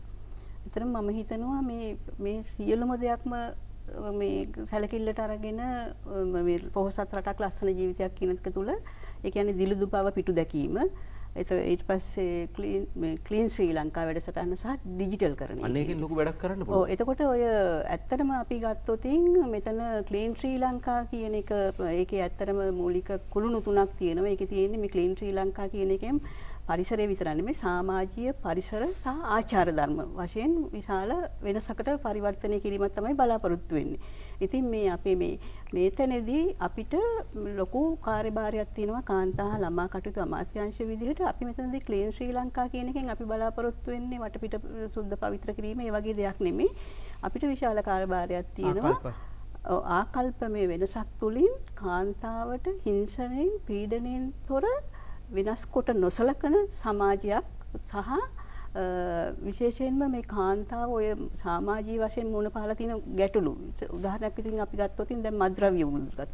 ඒතර මේ මද්ද්‍රව්‍ය උවදුරෙන් වැඩිපුරම පීඩාවටපත් වෙන්නේ කාන්තාව. එක්ක ගෙදර අම්මා නැත්නම් බිරිඳ එහෙම නැත්නම් සහෝදරියක් වෙන්නේ කාන්තාව තමයි. හැබැයි ලේකම්තුමිය විජය අහපු ප්‍රශ්නෙට ගත්තොත් දැන් ඔබතුමියව කියන්නේ සාම්ප්‍රදායිකව අපරට මුහුණ දුන්න ප්‍රශ්නයක් අභියෝගයක්. හැබැයි අද වෙනකොට මේ අවුරුදු 14ට අඩු කාන්තා දරුවන් පාසල් සිසුවියන් මත්පැන් පානයට දුම්වැටි පානයට යොමු වෙලා තියෙනවා. මේක තවත් අමතර ප්‍රශ්නයක් ගොඩනගාවි නේද අනාගතයේදී?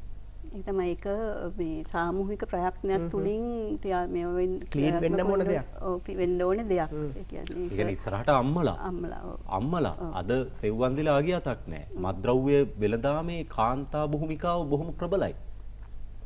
මෙන්න මේවට උත්තර ඇමතිතුමා හොයන්න කාලේ දැන් මේ අමාත්‍යාංශයෙන් රජේ. ඒක තමයි. දැන් කාන්තාව විතරක් නෙවෙයි අනිත් පැත්තෙන් බලපුවම පිරිමි දරුවන් පවා කියන්නේ වයස අඩු පිරිමි දරුවන් පවා වගේ දේවල් වලට හැබැයි වෙලා තියෙන තත්ත්වයක් අපි දකිනවා. පාසල්වල අපිට කතා කරන විදුහල් පෙතේ හැම ගොඩක් කට්ටිය කියන මේ සම්බන්ධයෙන් විශේෂ ගැටලු ප්‍රමාණයක් පැන නැගිලා තියෙනවා. මම හිතන්නේ මේකට හේතුව තමයි අපිට එක තැනකින් අල්ලලා මේක විසඳන්න පුළුවන් දෙයක් නෙමෙයි. සමාජයක් විදිහටම බිඳ වැටලා තියෙන්නේ. එක පැත්තෙන් ආර්ථිකයේ වශයෙන් ඊට පස්සේ සමාජීය වශයෙන් සදාචාරාත්මක තුන් පැත්තෙන්ම රටක් විදිහටම බිඳ වැටුනහම ඒකට ඔය කියන ආයතන සියල්ලම අන්තර්ගත වෙනවා. ඊට පස්සේ අපි කිව්වොත් ආගමික සංස්ථා ගත්තත් එතනත් ඒ ප්‍රශ්න තියෙනවානේ. සමහර පන්සල්වල ගත්තත් සමහර අපිට අහන්න දකින්න ලැබෙන දේවල් සමහර දේවල් නේ වෙනද අපිට අහන්න දකින්න ලැබෙන දේවල් නෙමෙයි. ඉතින් සමාජයක් විදිහටම බිඳ වැටුනහම ඒක කාන්තාවද දරුවද ආගමික සංස්ථාද කියලා අපිට වෙන් කරන්න බෑ. සියලුම ශේෂ්ඨ බිඳ වැටලා තියෙනවා. ආර්ථික සමාජ සහ සදාචාරත් පැත්තෙන් බිඳ වැටීමක් අපි රට ඇතුලේ තියෙනවා. මේක හරි. ඒක තමයි ප්‍රශ්නේ. ආණ්ඩුවෙන් අපි බලාපොරොත්තු වෙන්නේ ජනතා උත්තරයක්. ඒක තමයි වෙනස් කරන්න තමයි ඇත්තටම අර කිව්වා වගේ අපි ක්ලීන් ශ්‍රී ලංකා කියන ව්‍යාපෘතිය ඇතුලේ ඔය කොටස් තුනම අන්තර්ගත වෙලා ඒක පුළුල් ව්‍යාපෘතියක් නේ. අපි අනුර කුමාර දිසානායක අපේ ජනාධිපතිතුමා ජනවාරි 1 වෙනිදා මේක එළි දක්වනකොටම කිව්වේ ක්ලීන් ශ්‍රී ලංකා කියන ව්‍යාපෘතිය කවදා කොතනින් ඉවර වෙයිද කියලා අපිට කියන්න බෑ කියලා. ඒ කියන්නේ මේ තියෙන ගැටලු ටික විසඳනකම් අපිට පියවරෙන් පියවර විවිධ ව්‍යාපෘති තෝරමින් මේ ප්‍රශ්න ටික විසඳ ගන්නකම් ඉස්සරහට අරන් යන්න වෙනවා. එතකොට අපේ අමාත්‍යාංශයටත් ලොකු වගකීමක් තියෙනවා අර කාන්තාව සහ අනිත් පැත්තෙන් දරුවන් සම්බන්ධ කොටස වෙනුවෙන් මැදිහත් වීමක් කරන්න. ඒකෙදි ඉදිරියේදී ඇත්තටම අපි ක්‍රියාත්මක වෙනවා. ඒකට අවශ්‍ය වැඩසටහන් සංවිධානය කරන හැබැයි අපිට විතරක් මේක එක කොටසක් විතරක් බේර ගන්න බෑ. පුළුල් සමාජයේම පරිවර්තනයකට ලක් කර ගන්න ඕන. මොකද අපිට දරුවෝ ටික විතරක් බේර ගන්න බෑ. අනිත් පැත්ත මත්ද්‍රව්‍ය උදුර තියෙද්දි. ඒකට මේක පුළුල් වැඩක් මම හිතන්නේ. සියලුම පැතිකඩයන් අපිට ආවරණය කරගනිමින් සමාජයක් විදිහට මේක වෙනස් කරගත්තොත් තමයි අපිට කාන්තාව සහ දරුවා සියලු දෙනා අපිට බේර ගන්න අවස්ථාව ලැබෙන්නේ. ඔව් නියෝජ්‍යමතුමා ඉස්සෙල්ලා මට ඒක කිව්ව කාරණාවක් තමයි මේ කාන්තාව ආර්ථිකයට දායක කර ගැනීම සහ ආර්ථික ප්‍රශ්න ඔබතුමා මතු කරේ. මම ඉස්සෙල්ලා අහන්න ගිය ප්‍රශ්නේ මේ මෙතුමට යොමු කරනවා ඔබතුමියත් මැදිහත් වෙන්න මේ ප්‍රශ්නෙට. දැන් අර කිව්ව සැලසුම් ගොඩක් ඒවා අධ්‍යාපනයෙන් හදලා එනකොට ටිකක් යම් කාලයක් යනවා. නමුත් දැන් මේ තාක්ෂණයත් එක්ක දුරකථනයත් එක්ක අපි දැකලා දිනන කාන්තාවම සමහර වෙලාවට විද්‍යාපීඨයක උදාහරණයක් මම දැක්කා මිද්දෙනිය පැත්තේ විද්‍යාපීඨය ඉගෙන ගන්න ශිෂ්‍යාවක් විදිහට ගන්න කෙනෙක් අච්චාරු වර්ග මේ වගේ දේවල් හදලා TikTok එක පාවිච්චි කළා අනිකුත් සමාජ මාධ්‍ය පාවිච්චි කළා මුළු රටටම ලොකු ව්‍යවසායකයෙක් විදිහට දියුණු වෙලා ගෙදර ඉන්න ගමන් ආර්ථිකයට දායකත්වයක් සපයනවා තමන්ගේ ඒ ආදායමෙන් නිවසක් හදලා තියෙනවා වගේ උදාහරණ තියෙනවා. දැන් ඔබතුමා සැලසුම් අධ්‍යක්ෂවරයෙක්. මේ ගෘහණීය විදියට ඉන්න දැනට දරුවොත් බලාගෙන වෙන්න පුළුවන්, එහෙම ඇතුව වෙන්න පුළුවන්, නැතිව වෙන්න පුළුවන්. අර කඳුළු හෙලා නෑමිලියට සහල් ගන්න අම්මා ආර්ථික වශයෙන් ශක්තිමත් කරන්න මොනවද තියෙන සැලසුම් මේ අලුත් තාක්ෂණෙත් එක්ක බද්ධ වෙලා? ඔව් දැනට අපි ආරම්භ කරලා තියෙනවා ඊ-මාකට් කියලා සිස්ටම් එක. ඒකෙදි දැන් මූලික වශයෙන් ගනුදෙනු කරන්නේ නැහැ. නමුත් කාන්තාවට තමන්ගේ නිෂ්පාදන මොනවද කීයටද අලෙවි කරන්නේ අමුද්‍රව්‍ය මොනවද කියලා ලෝකෙත් එක්ක සම්බන්ධ වෙන්න පුළුවන්. ඒක දැනට රෙජිස්ටර් වෙලා තියෙනවා ඒක 450ක් විතර. අනේ කරන්නේ කොහොමද කියලා කියමු මේ බලාගෙන ඉන්න අයට. එතකොට දැන් ඒක තමන්ගේ ඉස්සෙල්ලා ඇප්ලිකේෂන් එකක් තියෙන අඳුන්වා දීපු ඒකේ තියෙන තමන්ගේ නම ගම ලිපි කොහෙද තියෙන්නේ ඇප්ලිකේෂන්? වෙබ්සයිට් එකේ දාලා තියෙනවා ප්‍රාදේශීය ලේකම් කාර්යාලයට බෙදා ඇරලා තියෙනවා. වෙබ් අඩවි කොහොමද? www.email වෙබ් අඩවියේද තියෙන්නේ ඊමේල් දෙකේම තියෙනවා. වෙබ් අඩවියේ තියෙනවා ඩිරෙක්ට් මේ ඒකට කියපුවා අමාත්‍යාංශ www. හරි අපි ඒක තිරේ දාමු. ඔව් ඊට පස්සේ එතකොට ඒ ප්‍රාදේශීය ලේකම් කාර්යාලවලට අපි ඉල්ලුම් පත්‍ර දාලා තියෙන්නේ. වනිතා සංවර්ධන දාරින් දැනුවත් කරලා තියෙන්නේ. වෙනත් ආයතන වෙන විශේෂයෙන් ඒකයි සමෘද්ධි ඊට IDB ඊළඟට මේ කුඩා ව්‍යාපාර සංවර්ධනාංශය විශේෂයෙන්ම ඉක්තා ආයතනයෙන් පුහුණු වැඩසටහන් රාශියක් පැවැත්වුවා. අපේ දිස්ත්‍රික් මට්ටමේ සහ ප්‍රාදේශීය මට්ටමේ ව්‍යාපාර කරන්න අදහස් කරන කාන්තාව ගෙනල්ලා මෙන්න මෙහිමයි ඔයගොල්ලන්ගේ තොරතුරු අප්ලෝඩ් කරන්නේ මෙහිමයි දැනුම තියෙන්න ඕනේ මොබයිල් ෆෝන් එකක් පාවිච්චි කරනවා නම් මෙහිමයි ටැබ් එකක් මෙහිමයි මේකේ අසීර්තාවය මෙහිමයි සෑහෙන පුහුණුවක් කරලා දැන් 450ක් විතර අඳුනගෙන තියෙනවා. තවදුරටත් අපි විශේෂයෙන් ස්තුතිවන්ත වෙනවා ආත්ම රාජිට අමාත්‍යාංශයේ ප්‍රථම වරට මේ අවුරුද්දේ කාන්තාව ළමන් සවිබල ගන්න විශේෂ මේ පැත්තෙන් සවිබල ගන්නවන්නේ ඩිජිටල් ඉකොනොමි පැත්තෙන් මිලියන 30ක් වෙන් කරලා තන ප්‍රථම වරට. එතකොට ඒකෙදිනුත් අපි කරන්නේ මේ අවශ්‍යතාවයක් තියෙන සහ ඉදිරියට උවමනාවක් තියෙන දක්ත ඒගොල්ලෝ අඳුනාගෙන ජාත්‍යන්තර වෙළඳපොළට තමන්ගේ නිෂ්පාදන අලෙවි කරන හොඳ අවස්ථාවක් තියෙනවා. දැන් සැලසුම් අධ්‍යක්ෂතුමා දැන් ඒ ඩිජිටල් ප්‍රවර්ධනය කරනකොට ඔබතුමාලගේ අමාත්‍යාංශ පැත්තෙන් ඇයි මේ සෝෂල් මීඩියා පැත්තේ මාකටිං එක කරන්නේ නැත්තේ? ඒකම පාවිච්චි කරන්න පුළුවන් මේ කාන්තාව දැනුවත් කරන TikTok වල බැලුවොතින් Facebook වල ගත්තොත් සැලකිලි ප්‍රමාණයක් කාන්තාව ඉන්නවා. ඒක පාවිච්චි කරන අමාත්‍යාංශයක් සැලසුම් කරන්නේ නැත්තේ? දැනට මේ පටන් ගන්න තියෙන්නේ Facebook එක හරහා ඊට පස්සේ YouTube එකම. නමුත් මදි දැන් අපි මේ සැලසුම් කරලා තියෙන අලුතෙන් මිලියන 30කුත් හම්බුලා තියෙන ඒක බලාගෙන විශේෂයෙන්ම අපි ඉක්තා ආයතනයත් එක්ක සිම්පෝසියම් එකම තියලා ඒගොල්ලෝ ගෙනලා කොළඹට විශේෂ සාකච්ඡා ඊට පස්සේ විශේෂයෙන්ම IDB එකට සම්බන්ධ කරලා තියෙනවා. ඒ ළඟට අපි දැනුවත් කරලා තියෙනවා Chamber of Commerce ශ්‍රී ලංකා ඒගොල්ලන්ටත් මේගොල්ලෝ සම්බන්ධ කරලා විශේෂ වැඩසටහනකට යනවා. ඇත්තම අපි ඩිජිටල් තාක්ෂණයේ මේ ළමින්ගේ කාන්තාවන්ගේ විනාශයට නැත්තම් නෙගටිව් බලපානවා කියවට ඒක විශේෂයෙන්ම යොදා ගන්න පුළුවන් ඒගොල්ලන්ගේ දියුණුව සඳහා. ඒක තමයි අධ්‍යක්ෂකතුමා අපි මේ අහන්නේ. අපි අහන්නේ මේ ඔබතුමාලගේ දැන් ඔය ඊ-මාකටිං ක්‍රමය මේවා හද්දා පිටිසර ගම්මානවලට යන්නට ඕන. දැනට එන්නේ INGO NGO ඊට පස්සේ නිල නොලත් වැරදි සහගත කූට ව්‍යාපාරිකයෝ ණය දෙන ආයතන මේ අය තමයි කාන්තාව දැහැගන්නේ ගමට ඇවිල්ලා. අපි යෝජනා කරන්නේ අමාත්‍යාංශයෙන් තරුණ කණ්ඩායමක් දාලා පරිගණක සාක්ෂරතාවය හොඳට තියෙන TikTok වලින් මේ ජංගම දුරකථනයෙන් අතට කාන්තාවන්ගේ අතට දෙමු මේ පහසුකම. දැන් හෙට උදේ ප්‍රාදේශීය ලේකම් කාර්යාලයට ගියොත් අර අයදුම් පත්‍රය අරගෙන පුරවලා මේ ගමනට එකතු වෙන්න පුළුවන්ද මේ බලන්න ඉන්න කාන්තාවන්ට? පුළුවන්. ඔව්. තව එකක් මේක දුරකථනයට ගේමු එමතුමා ලේකම්තුමිය. නේද? දැන් ගම් වලට ගිහින් ප්‍රාදේශීය ලේකම් කාර්යාලයට ඒ කාන්තාව සම්බන්ධව පුහුණු කරලා දැනුවත් කරලා ඒකට සම්බන්ධ කරනවා. දැන් පටන් ගන්න. නමුත් ඇප්ලිකේෂන් 300 තමයි ඇවිල්ලා කියලා නෙවෙයි. ඒ මුලදී මුල් කාලේ පටන් ගත්ත ගමන්ම ඒක අපි හොඳට ඒව අරගෙන මොකද ඊ-මාකට් එක මොකද ජාත්‍යන්තර වෙළඳපොළට හොල් රටපුට යන හොඳ ක්වොලිටි තියෙන්න ඉපයි. ඒ නිසා අපි ඒව අරගෙන බලලා මේවා කරලා ඊට පස්සේ මුලදී හොඳම ඉහළ මට්ටමේ වතයි මේවා කරන්නේ. නමුත් අවශ්‍ය තාක්ෂණික දැනුම සහ පුහුණුවත් එක්කම IT මේ මොකද ඒ අම්මලාට බැරි වුණාට ඒ දරුවෝ උදව් කරනවා ඒවට. ඇත්තටම දුවලා උදව් කරනවා. හැබැයි අනිත් පැත්තෙන් තව පණිවිඩයක් මේ වෙලාවේ දෙන්න ඕනේ. දැන් අපි මේක කතාත් කරා ලේකම්තුමේ කතා කරොත් හොඳයි. ගෙවල් වල ඇතුලේ පුංචි ව්‍යාපාර පටන් ගන්නවා අම්මා තනියම. මොනාරි පොඩි ඇඳුම් ටිකක් මහලා ගේ ඉස්සරහා විකුණන්න. තාත්තයි දරුවෝයි එකතු වෙලා තමයි මේක මුලින්ම විවේචනය කරන්නේ. ඕව අම්මට කරන්න බෑ. අනේ අම්මේ නිකන් ඉන්න අම්මට ඕව කරන්න බෑ. නිකන් ඔයාට ඕව කරන්න බෑ. හරි ආගෙන එනකොට උදව් කරනවා. හැබැයි හරි යනකම් ඒක අධෛර්යයටපත් කරන ලක්ෂණ ලංකාවේ නැද්ද ලේකම්තුමිය? එහෙම තියෙනවා. ඇත්තටම අර තාමත් අර කියන්නේ ওই කාන්තාව ඇත්තටම කාන්තාව කියන්නේ බොහොම ශක්තිමත් චරිතයක්.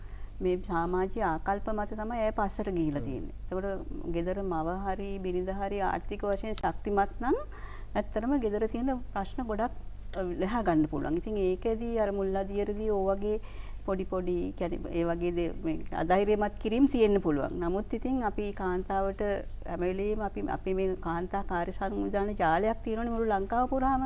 එතකොට ඔය කියන e-market එක ඇත්තටම ගත්තාම එතන තියෙන්නේ අපේ කාන්තා කාර්ය සංවිධාන හරහා සවි බල ගැන්වෙච්ච අයට විතරයි. ඒකට ඔබ කතා කරන එක ඒගොල්ලෝ තමුම්ම ඒ කියන්නේ අපි හරහා සවි බල ගැන්වෙච්ච අයට වඩා ඔය විශේෂයෙන්ම ඔය කොවිඩ් කාලෙදි වගේ අර ගෙදර ඉන්නකොට ඒ පටන් ගත්ත යම් පොඩි පොඩි ව්‍යාපාර ඒගොල්ලෝ ගෙනිලා කේක් හදලා දෙනවා. එතකොට කේටරින් සර්විස් කරනවා වගේ චුද්‍ර කුඩා සහ මධ්‍ය පරිමාණ ව්‍යාපාර ව්‍යවසායකයන් ඒ තලයට ගිහිල්ලා තියෙනවා. එතකොට ඒ අය අපි සවි බල ගන්න පුළුවන්. නමුත් අපි මේ හැමෝම යන්නේ අපි එතකොට අපි සවි බල ගන්නපු කාන්තාවන් කියන තැන ඉඳලා තමයි අපි අර කියන e-market platform එක හදලා තියෙන්නේ. ඉතින් අපි මේක තවදුරටත් පුළුල් කරන්න ඕනේ. ඒ අය විතරක් නෙමෙයි මේ සමස්ත සමාජයේම දැන් අපි ඒවලම දිරි ගන්නන්න ඕනේ. තවදුරටත් ඒගොල්ලන්ට ජාත්‍යන්තර වෙළඳපළට පවා යන්න පුළුවන් තැනට ඔය කියන අපේ කිසිම කෙනෙකුගේ විශේෂ ආධාරයක් අපේ කාන්තා කාර්යාංශය හරි නැතිව එහෙම ගිය අය තවදුරටත් දිරිගැන්වීමට සමස්තයක් වශයෙන් අපි යන්නේ.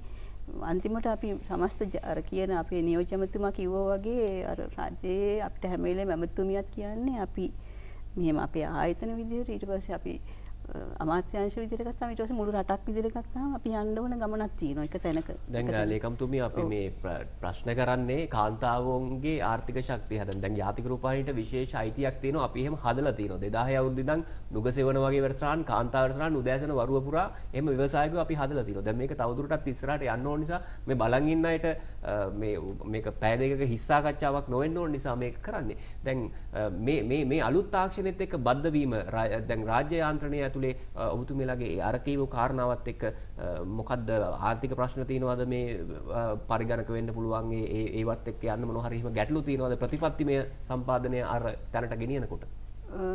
ඇත්තටම දැන් එක ගත්තාම මම හිතන්නේ පොඩි ටික කාලයක් යන්න වෙයි. වර්තමාන රජයේ තියෙන ඩිජිටල් කරණය කියලා. ඒ කියන්නේ එක තැන්වල ඒ කියන්නේ හුදකලාව කරන යම් වැඩසටහන් තියෙනවා. ඒ වැඩසටහන් තුලින් ඉලක්කගත අරමුණට යන්න සමහරක් විට ඒ ආයතනයේ විදිහට ගත්තාම ඒ ආයතනට ශක්තිය නැහැ. ඉතින් එතකොට ඒ වගේ දේවල් ටික දැනට ඒ වගේ දේවල් ඔක්කොම එකට එකතු කරලා මේ තියෙන ප්‍රශ්නේ හරියට අඳුරගෙන ඒ ප්‍රශ්නෙට උත්තරයක් ලැබෙන විදිහට ඒ විවිධ විෂයන් ගත්තාම ඒ වැඩපිළිවෙල යනවා රටේ ඩිජිටල් කරණය කියන එක. එතකොට උදාහරණයක් විදිහට ගත්තාම අපේ කාන්තා ළමා කටයුතු ඩිජිටල් කරණයටත් කිව්වා වගේ මිලියන 30ක් මේ අවුරුද්දේ අපිට වෙන් කිරීමක් තියෙනවා. මුදල් වෙන් කරපු එක හැබැයි ඒ කියන්නේ අර තියෙනවා. අමාත්‍යාංශය ලෑස්තිද? අමාත්‍යාංශ ඒ කියන්නේ ඒ ප්‍රවාහයට සමගාමීව අමාත්‍යාංශයේ තොරතුරු ටික දත්ත ටික දීලා ඒ සැලසුමට සූදානම් ඇමතුමා. පොඩි එකතු කිරීමක් කරන්න මම ඇත්තටම ඩිජිටල් කරණය සම්බන්ධයෙන් කතිකාවතක් කාලය තිස්සේ අපේ රටේ ගොඩනැගිලා තිබුණාට ඒක ක්‍රියාත්මක තලයට ගේන්න වැඩපිළිවෙලක් තිබුණේ නැහැ. අපේ රජයට තමයි ඇත්තට වෙනම අමාත්‍යාංශයක් පිහිටවලා අපේ ජනාධිපතිතුමා තමයි මෙතිතුමා විදිහට කටයුතු කරන්නේ. ඒකට ගැළපෙන නියෝජ්‍ය ඇමති කෙනෙක් සම්බන්ධයෙන් ප්‍රාමාණික දැනුමක් තියෙන කෙනෙක් තමයි නියෝජ්‍ය ඇමති විදිහටත් අපි පත් කරලා තියෙන්නේ. ඉස්සල්ලාත් පෙර රජයකත් ඔය ඩිජිටල් අමාත්‍යාංශයක් තිබුණා. ඒක ඇමතුමා ඇවිල්ලා කිව්වා ඒකේ වචන තේරුමවත් දන්නේ නැහැ කියලා. ඒකද ඇත්තටම ඒකේ උපදේශක මණ්ඩලයක් එහෙම ඉන්න සියලුම දෙනා මේ තාක්ෂණික දැනුම තියෙන ශ්‍රේෂ්ඨ ගැන හොඳ නිපොටතාවක් තියෙන පිරිසක් තමයි පත් කරලා තියෙන්නේ. ඒත් එක්කම අර කියපු විදිහට සියලුම ආයතන වලට මෙවර බජට් එකෙන් මුදල් ප්‍රමාණයක් වෙන් කරලා තියෙනවා. අපිට අමාත්‍යාංශයක් විදිහට අපිට තියෙන සම්පත් ප්‍රමාණය ගැටලුවක් තියෙනවා. ඒ කියන්නේ ඩිජිටල් කරණය සම්බන්ධයෙන් දැනුම තියෙන පිරිසක් අපිට අමාත්‍යාංශය ඇතුලේ ගැටලුවක් තියෙනවා. අපි මේ වෙනකොට ඉල්ලීමක් කරලා තියෙනවා ඩිජිටල් කටයුතු අමාත්‍යාංශයෙන් ඒ සහාය අපිට දෙන්න කියලා මේ පද්ධති ටික ඩිජිටල් කරන එක. විශේෂයෙන්ම අපේ ළමා ආරක්ෂණ අධිකාරිය ගත්තාම එතනත් ගැටලු ප්‍රමාණයක් තියෙනවා. දිස්ත්‍රික්ක එක සම්බන්ධ වීම අවශ්‍යතාවයක් තියෙනවා. හැබැයි අපිට නිසි දත්ත පද්ධතියක් නැහැ. ඒකින්ද දැන් අපි සාකච්ඡා කරමින් ඉන්නවා ඩිජිටල් කටයුතු අමාත්‍යාංශයත් එක්ක කොහොමද අපේ අමාත්‍යාංශයේ මේ ඩිජිටල් කරණයට ඔවුන්ගේ සහාය අරගෙන ඔය කියන තැනට අපේ අමාත්‍යාංශය ඔසවා තබන්නේ කොහොමද කියන එක සම්බන්ධයෙන් සාකච්ඡා කරමින් ඉදිරියදී අනිවාර්යයෙන් වැඩ පිළිවෙලක් ක්‍රියාත්මක වෙනවා. අපිට අවශ්‍ය ප්‍රතිපාදන ප්‍රමාණයක් මිලියන 30ක වගේ ප්‍රමාණයක් වම හිතන්නේ මෙවර ආයුවෙන් අපිටත් ලැබිලා තියෙන අපේ අමාත්‍යාංශයට අදාළව මේ ඩිජිටල් කරන ඉදිරියට අරන් යන්න. ඔව්. දැන් අනිත් පැත්තෙන් අධ්‍යක්ෂ ජෙනරාල්තුමා ඔබතුමා මේ අමාත්‍යාංශයේ මේ වගේ තනතුරකට සැලසුම් අධ්‍යක්ෂ ජෙනරාල් ධුරයට පත් වෙන එක ලේසි පාසු දෙයක් නෙවෙයි. අවුරුදු කීයක් විතරද දැන් අමාත්‍යාංශයේ? 23යි. අවුරුදු 23 දශක දෙකකට එහා පැත්තේ කාලයක්. දැන් අපි දරුවෝ ගැන කතා කරන්නට ඕනේ. දරුවෝ මග හරින්නේ නැහැ. රත්තරන් දෙමව්පියෝ බලාගෙන ඉන්නවා අමාත්‍යාංශයේ දරුවෝ සම්බන්ධව දරන අදහස මොකද්ද කියලා. දැන් අපිට තියෙන ප්‍රධාන ගැටලුවක් තමයි කියන්නයි ලියන්නයි ගණන් හදන්නයි පුළුවන් දරුවෝ ටික තමයි අපි ඉස්සරහට අරගෙන යන්නේ. හැබැයි ලෝකෙ ඉල්ලන්නේ කොහොමද? ලෝකෙ ඉල්ලන්නේ නවෝත්පාදන වලට, සැලසුම් වලට, ප්‍රශ්න විසඳන, ව්‍යවසායක එහෙම පරපුරක් දරුවන්ගෙන් ඉල්ලන්නේ. දැන් ඒ තැනට දරුවෝපත් නොවෙනවා නම් ඒක දරුවන්ට සිද්ධ වෙන ලොකු වගතියක්. මොකක්ද අමාත්‍යාංශයේ සැලසුම්? ඔව් ඒකට ඉස්සෙල්ලාම දැන් දරුවෝ වෘත්ති අධ්‍යාපනයේ තුලට තාක්ෂණික අධ්‍යාපනයේ තුලට නායකත්වයට තීරණ ගැනීමේ ක්‍රියාවලියට චැලෙන්ජ් වලට මුහුණ දීමේ ක්‍රියාවලියට යොමු කළ යුතුයි. ඒක අපි අධ්‍යාපන අමාත්‍යාංශෙත් එක්ක සහයෝගයෙන් කටයුතු කරනවා. විශේෂයෙන්ම අධ්‍යාපන ප්‍රතිසංස්කරණයේ තුල යෝජනා වෙලා තියෙනවා. මම හිතේ ලොකු සෑහෙන අවුරුදු කාලයක් ගන්නක කතා වුණා. නමුත් මාදී කතා වෙලා තියෙන මේ ළමයින්ට මේ අර සාම්ප්‍රදායික ක්‍රමයට ගුරුවරයා කියලා දෙන ළමයි ලියනවා ඊට පස්සේ කටපාඩම් කරලා හරි ක්ලාස් ගිහිල්ලා විභාගයට ලියන මොනවා හරි සාතිකයක් අරගෙන එළියට එනවා විශ්වවිද්‍යාලයට යනවා. එහෙම නැතුව අනිවාර්යෙන් වෙළඳපොළ අවශ්‍යතා මොනවද? ඊළඟ ළමයිගේ වගකීම් මොනවද? පෞරුෂය කොහොමද? ලෝකයේ අනිත් රටවලට කොහොමද යන්නේ? විශේෂයෙන්ම අපි නව නිර්මාණකරුවන්ගේ ඒ කොන්සර්ට් ඒ කාර්යාලයත් එක්ක කතා කරනවා. ඒකට නවෝත්පාදන වලට යොමු කරන්නේ කොහොමද? ඊළඟට අපි ළමයා හදලා තියෙන බොහෝ දුරට අපේ රටේ හැදිලා තියෙන මේ රජීය රැකියාවක් වයිට් කලර් ජොබ් එකකට යා ගන්න තමයි විශ්වවිද්‍යාලයේ එළියට ඇදින රස්සාදින්න කියලා පෝස්ට් අරගෙන ආණ්ඩුවට බර කරනවා. එහෙම නැතුව ව්‍යාපාරික දරුවෙක් කොහොමද බිහි කරන්නේ? ව්‍යවසායකත්වයේ කොහොමද? තමන්ගේ සම්පත් වලින් තමන් දියුණු වෙන්නේ කොහොමද? හොඳ ආකල්ප තියාගන්නේ කොහොමද? එතකොට ඒ ළමයා මේ ලෝකේ යන අලුත් ව්‍යාපාරික සංස්කෘතියට ආර්ථික මිනිහෙක් ගොඩනගන්න ඕනේ. චැලෙන්ජ් වලට මේ මුණ දෙන දරුවෙක් ගොඩනගන්න ඕනේ. ඒතකොට ඒ සඳහා එක පැත්තකින් අධ්‍යාපන ක්ෂේත්‍රයේ නවීකරණය දෙනවත් එක්කම අපි දෙමව්පියෝ දැනුවත් කරනවා. ඔබේ දරුවාට එයාගේ වැඩ ටික කරගන්න දෙන්න. එයා තාක්ෂණ දැන් විශේෂයෙන්ම දුවලා සම්බන්ධ ප්‍රශ්නයක් තිබුණා අතීතේ. ඒ තාක්ෂණික විෂයන් වලට යොමු කිරීම හරියම ගොඩක් අඩුයි. එකක් පහසුකම් නැතිකම විතරක් නෙමෙයි. දෙමව්පියොත් එච්චර කැමති නැහැ. කොහොම හරි ගුරුපත් වීමක් හම්බෙන්න මොනවා හරි ආර්ථිකයක් කරාම හරියයි. නමුත් දැන් පොඩි වෙනසක් තියෙනවා. දෙමව්පියොත් කැමති බලන්න IT කැම්පස් වලින් දැන් සෑහෙන ගැහෙන දරුවෝ ඉන්නවා ඒ පැති වල. ඉංජිනේරින්ග් වල දැන් 135කට විතර ආසන්න පැත්තේ. වයස කීය වෙනකන් දරුවන්ට අමාත්‍යාංශයේ වක් කියන්නේ? සාමාන්‍යයෙන් අවුරුදු ලෝකෙම පිළිගන්නේ ළමා කියන විෂයට ඇති වෙන්නේ අවුරුදු 18 දක්වා. එතකොට පාසල් අධ්‍යාපනයේ ඔය මේ කාලෙට ඉවර වෙනකොට බොහෝ දුරට අපේ ඉවරයි. නමුත් ඒක හොඳ පඩිපෙළක් අපිට හදන්න පුළුවන් කාන්තා ළමා කටයුතු අමාත්‍යාංශයට අධ්‍යාපන අමාත්‍යාංශත් එක්ක එකතු වෙලා හේතුව අපේ ළමා සමාජ කියලා තියෙනවා. ළමා සමාජ වල ඉන්න දරුවෝ ඒකට අවුරුදු 13 12 එතන ඉඳලම ඉන්නවා. ඒතර ওই කාලේදී තරුණ සේවා සභාව සම්බන්ධ වෙනවා. තරුණ සේවා සභාවේ දරුවෝ ඉන්නේ අවුරුදු තරුණ සමිතියෙම ඉන්නේ අවුරුදු 15 ඉඳලා 28 දක්වා විතර ඉන්නවා. ඒකට අපි දෙගොල්ලම මේ නව යෞවන වේ දරුවෝ සම්බන්ධ වැඩ කරනවා. එතකොට මේ ළමා සමාජ තුළ ඔබ දන්නවා ඇති ළමා පාර්ලිමේන්තු තියෙනවා.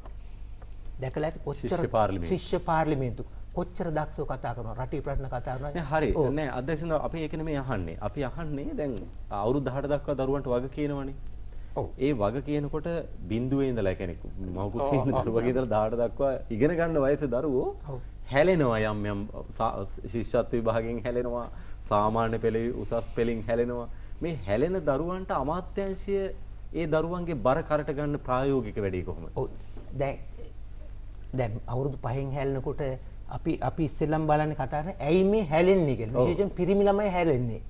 අද ගැහැණු දරුවෝ පාසල් අධ්‍යාපනයේ ගොඩාක් දුරට සාධනයේ වැඩි ප්‍රතිඵල ගන්න ගැහැණු දරුවෝ.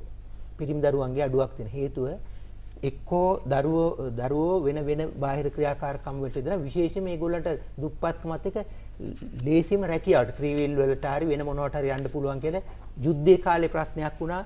දරුවා ඉගෙනගත් පිරිමි දරුවෝ විශේෂයෙන්ම ඒකේ ප්‍රතිඵලයක් දැන්ටත් අපි විඳිනවා. දරුවා හිතනවා මේ අපි ඉගෙන නොගත්තත් පිරිමි දරුවා අපිට ග්‍රාම ආරක්ෂකකමක් හෝ නැත්නම් හමුදාවට පොලිසියට මම ඒවට ගෞරව කරනවා නේ ඒගොල්ලෝ රණවිරුව. නමුත් ඒ තත්ත්වයට යන්න පුළුවන්. ගොඩක් යුද්ධ වලට මුහුණ දීපු රටවල ওই තත්ත්වය තිබුණා. නමුත් අපි අධ්‍යාපන අමාත්‍යාංශයට કોઈ විෂය මාලාව සංශෝධනය කරන්න ඕනේ කියන්නේ ගණිතේ නැතිනම් O level ඉහළට යන්න දෙන්නේ නැහැ. නැත්නම් මේ විෂයන් වල. ඒකට ළමයන්ගේ කුසලතා දුනාගෙන ඒකට අදාළ අධ්‍යාපන ක්‍රමයේ හැඩගැස්වන ළමයා ඒ පැත්තට යන්න පුළුවන්. නමුත් අපිට අවුරුදු 13ට 17ට අඩුවට වෘත්ති අධ්‍යාපනයේ දීමේ හැකියාවක් නැහැ. අනිවාර්ය අධ්‍යාපනය අවුරුදු 16 දක්වා තියෙන්න ඕනේ. ඒ අධ්‍යාපනය තුළදී අපි හරිගස්සනවා ළමයි රටේ වෙළඳ පොළට නැතිනම් ආර්ථිකයට ගැලපෙන හැටියට ඒ අංශත් එක්ක අදාළ විශේෂයෙන්ම දෙමව්පියන් අපි දිරිගන්නනවා අධ්‍යාපන අමාත්‍යාංශයේ තියෙනවා අනිවාර්ය අධ්‍යාපන කමිටු කියලා.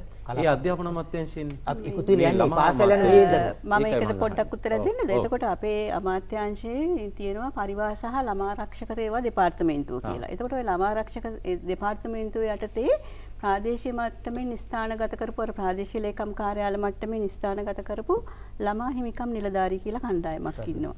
එතකොට ඒගොල්ලන්ගේ වගකීම තමයි මේ ළමයින් සම්බන්ධව මුල් ළමාවියේ හැරුණාම මුල් ළමාවියේ සංවර්ධන නිලධාරීන් වෙනම ඉන්නවා වයස 5 දක්වා 5න් එහාට පාසල් අධ්‍යාපනයට ගියාම අර අධ්‍යාපන අමාත්‍යාංශයට උදව්වක් විදිහට දැන් මේ පාසල් හැරයන ළමුන් ඉන්නවනේ. එතකොට එයාට යම්කිසි වසම් කොට්ටාස ටිකක් තියෙනවා. එතකොට එයාගේ රාජකාරිය තමයි ඒ තියෙන වසමේ ඉන්න දරුවෝ මේ පාසල් නොයන දරුවෝ ඉන්නවද කියලා බලන්න ඕනේ. එතකොට කියන්නේ පාසල් ගිහිල්ලා අතරමඟ හැලි නතර වෙච්ච. එතකොට ගිහිල්ලා ඒ පවුල් වලට ගිහිල්ලා ඒ පවුල් ඒකක වලට ගිහිල්ලා බලනවා ඒ දරුවා පාසල් යන්නේ නැත්තේ ඇයි කොච්චර කාලයක් ඒක ගිහිල්ලාද කියලා. ඊට කවුද මේ බලන්නේ? මේ ළමා හිමිකම් නිලධාරියා. මේ අමාත්‍යාංශය යටතේ අපි අමාත්‍යාංශයේ ප්‍රාදේශීය ලේකම් කාර්යාලයට අනුබද්ධ වෙලා ඉන්නේ. එතකොට ඔන්න දැන් බලාගෙන ඉන්න කෙනෙකුට තමුන්ගේ ගමේ අහල පහල ගෙදරක දරුවෙක් ඉස්කෝලේ යන්නේ නැත්නම් ප්‍රාදේශීය ලේකම් කාර්යාලයේ ළමා හිමිකම් නිලධාරින් ඉන්නවා. එතුමියට දැනුම් දෙන්න පුළුවන් මේ දරුවෝ ගැන බලන්න. ඔව් එතුමිය හෝ එතුමා. ඔය එතුමා හෝ දෙන්නෙක් කෙනෙක්. ඊට පස්සේ එතකොට ඒ අය මේකට කාරණාව හොයනවා. මොකද්ද මේ දරුවා පාසල් යන්නේ නැති වෙන්න කාරණාව කියලා. එතකොට ඒගොල්ලන්ගේ අතීත තියෙනවා ආරක්ෂණ සැලසුම් කියලා. අපි දිනන අපි ප්‍රතිපාදනයක් වෙන් කරලා තියෙනවා පරිවාස දෙපාර්තමේන්තුව යටතේ ළමා ආරක්ෂණ සැලසුම් කියලා.